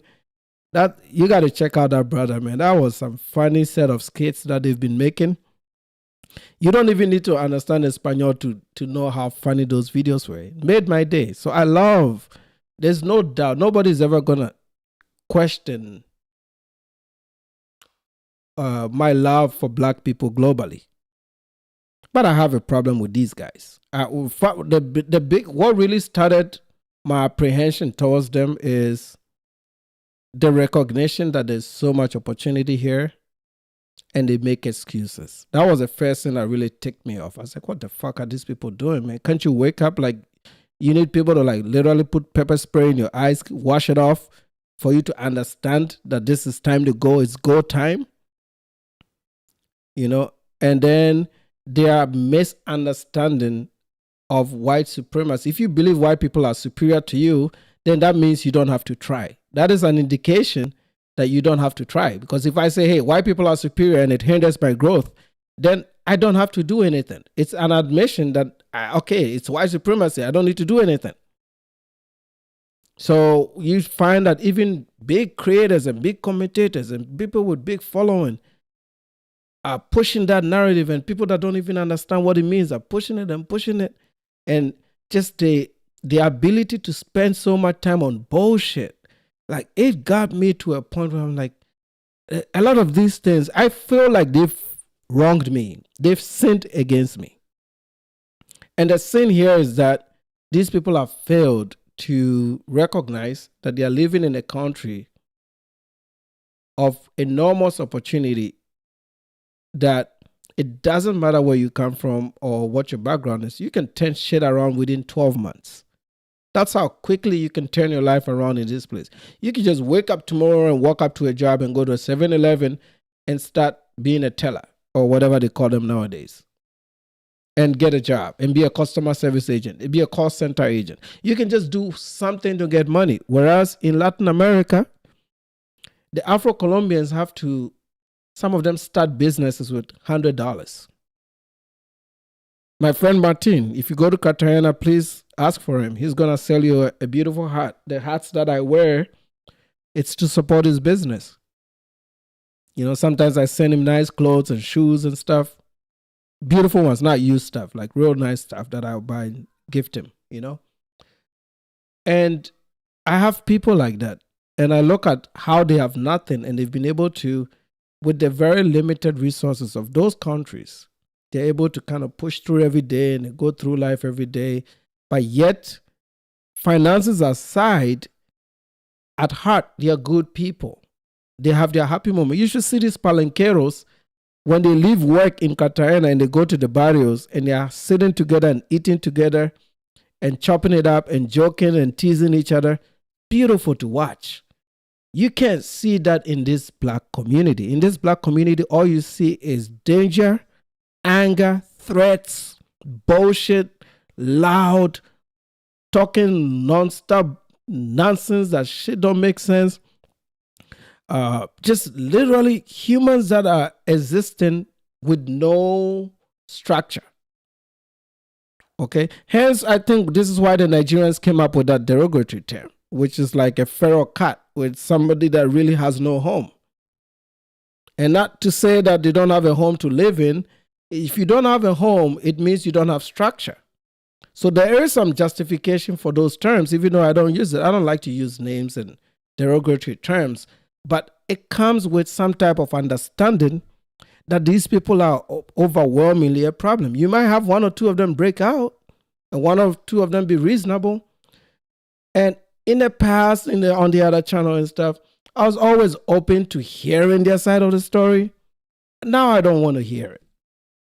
Even hearing it pisses me off. Hearing it pisses me off. There's nothing to root for. I don't want to root for entertainment wins and sport wins.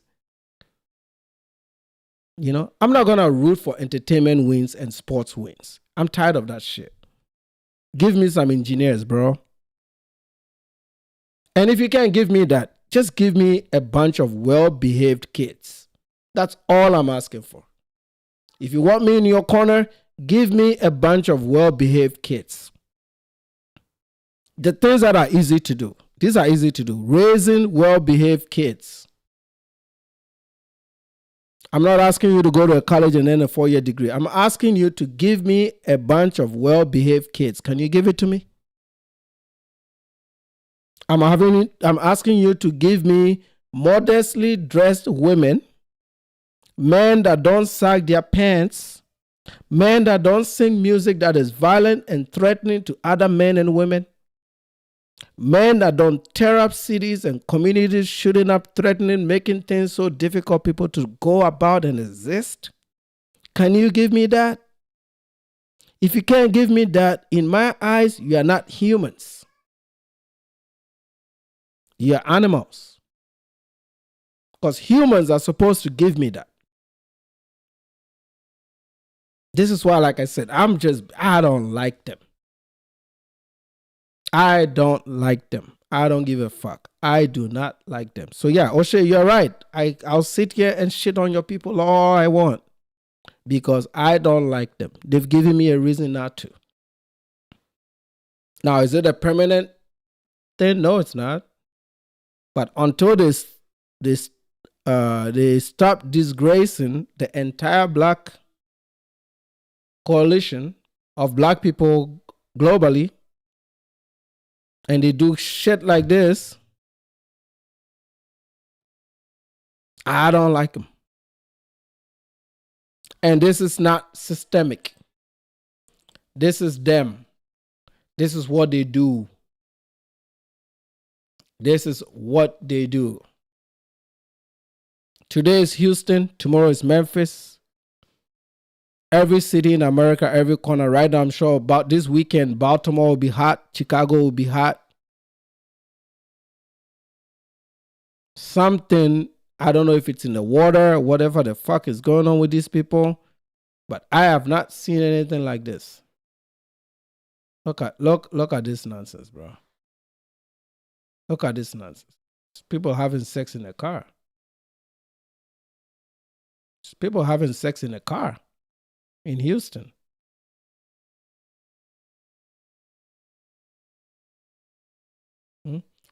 Yep, 2 people having sex in the front of the car, 2 people having sex in the back of the car. This is what black people are doing.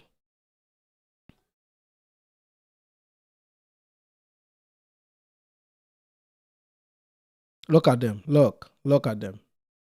How are you going to raise a community? This is somebody's mom. These are best friends. Yeah, this is what they're doing. These are the blacks. These are the blacks. The Western black. I don't like them. I don't like these people, man. I despise these motherfuckers. I despise them with every fiber in my body. I don't like them. They can clip this 100 times. I don't like them. I like Afro-Colombians. I like Afro-Ecuadorians. I love the Brazilians. I love my Dominicans. I love my Haitians. I love literally every black people in the world. I got a little bit of a problem with my South Africans, but we're working through it. A little bit of problem with my South Africans. I'm working through that. And they are learning too. But they're not as bad as these people. These guys are these are no good, man. This is America's biggest problem. These people are America's biggest problem. It's not Iran. It's not terrorism. The terrorism is right here. This is our terrorism, bro. This guys right here is our terrorism.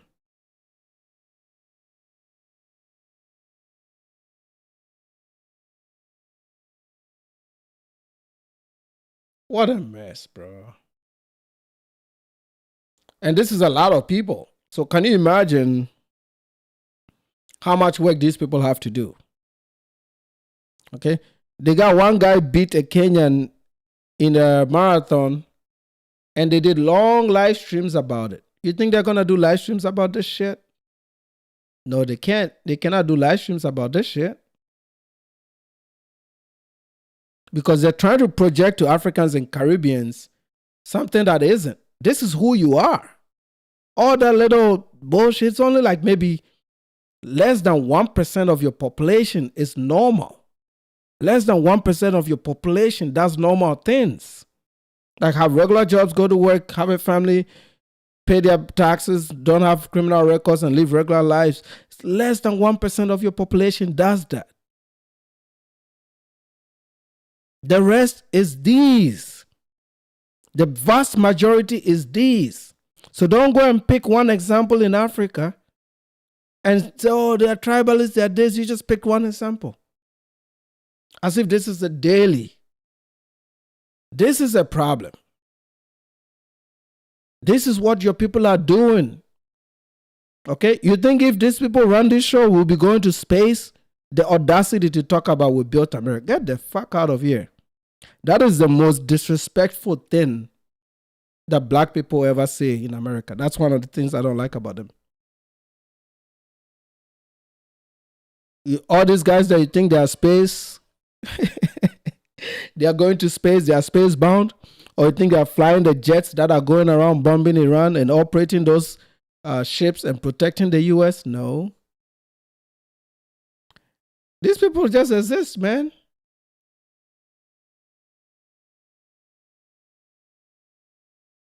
Yeah, that's all they do. Yeah. Look at them, man. Look at them. There you go. Shaniqua, Shinene, Shekwekwe, and then they'll get some men to add on. They get some confused white and Latinas to join them because they also live in the hood. They become blacks inside with association. You know, these ones that are joining the thing that look not fully black, they are black inside because they are the ones that they joined. You know, the ones that joined the blacks. He said I became Afridamos for a minute. Shout out to Afridamos, man. You know, this is what they are doing. Talking about respect. How can you respect this, man? I don't like them. I don't like these people, man. You know, I have one or two guys that I like, you know, like I say that openly because there's always an exception to the rule. I like Mercy Machen. I like Anton Daniels. I'm talking about the creators because there's other people that are not creators outside of this that I like. You know, I work with a lady called Lakeisha that is awesome and great. Love her. I have people like that. But those are the people in that 1% that we're talking about. If 90% are full of shit, then it's shit. That's all I'm saying. That's why I said I don't like them. I don't like them. I don't like them. You know, these are the worst human beings. I believe, you know, them and maybe the guys in Congo that are killing each other and trying to take over vast lands and not considering that, you know, and not considering that Congo is their land that they need to protect and stop killing each other. You take those guys and you take these guys. These are the two groups of human beings that shouldn't exist, you know? It really shouldn't exist, which makes me think I have some books about the slave trade that I'm supposed to read, so I don't want to comment on it. But there's a theory in slave literature that I haven't got into yet, that when the chiefs came on board, so the first set was kidnapping. The first set all went to the Caribbean, right? The first set was kidnapping. They went to Caribbean parts of Europe. Then the second set was a coordination with the tribes, plus a little bit of kidnapping. It became a trade with Ashantis. There's a book in Ghana that I need to get to and understand that literature, where they're talking about a deliberate effort by these kingdoms to remove what they considered cancers of their society. So in short, societal rejects is what they packaged up as a deal and they sold to the white guys to send over to the Americas. Not the Caribbean, but now to the US, the second set. Which is what explains the types culturally between the guys that came to America and the guys that went to Latin America and the Caribbean. Because the ones that went to Latin America and Caribbean would have been kidnapped, and that would be a mix of everybody, the highly intellectual ones, the high-class families, because there were clans and they had hierarchy in the clans, and they had the ones that were real kings, real kings. So I want to get through that book before I make a commentary on it, on the discovery and maybe the validity of it. But it can explain why these people act this way. Maybe the African chiefs knew that these were the problems set. And they dumped that on America. That could be a part. I'm not sure yet. I got to read this stuff, and I'll share the book. I'll put it on the community tab after I read through it and I dissect it and see, because this story is being told about the transatlantic slave trade from the perspective of the Africans, of the Ashanti tribes and Ashanti kingdoms. And if that is the case, then maybe that explains why we're dealing with this shit. Okay? That could be the reason why we're dealing with this shit. I don't know. But sometimes you got to read these things to know what is going on. But I'm going to play a little bit of this and wrap it up. This has been a long stream. How long have we been on? Tomorrow is Friday. I don't see the time marker on this thing. So, damn, 4 hours. I've been talking for 4 hours. Yeah, we got to wrap it up. Let me get through. Where's the screen? I need to figure out what's going on with OBS. Why the capture doesn't stay on. Let's see.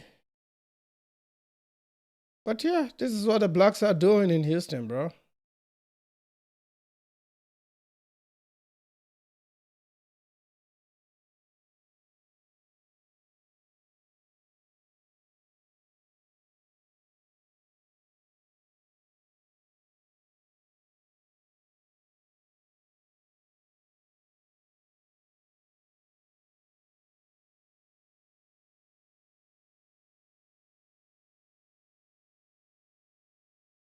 Yeah, look at them, man. Look at them. Yeah, man. I don't like these people. Man. I don't like these people. Anyway. Yeah, I don't like these people. I don't like them. I don't like them. Nah. You can't do anything with this, bro. Anyway, my people, we're going to wrap this up. We'll see you guys. We'll keep this channel going, man. We'll keep doing our videos. I don't know what I got planned for tomorrow. I'm still working on trying to get Agaba to come on so that we can hear his side of the story. Because if we don't hear his side of the story, then we don't know, Yeah, we got to hear his side of the story. Yeah, renting a mansion for a party, 1,000 people showed up. Of course, it's the degenerates. Look at that.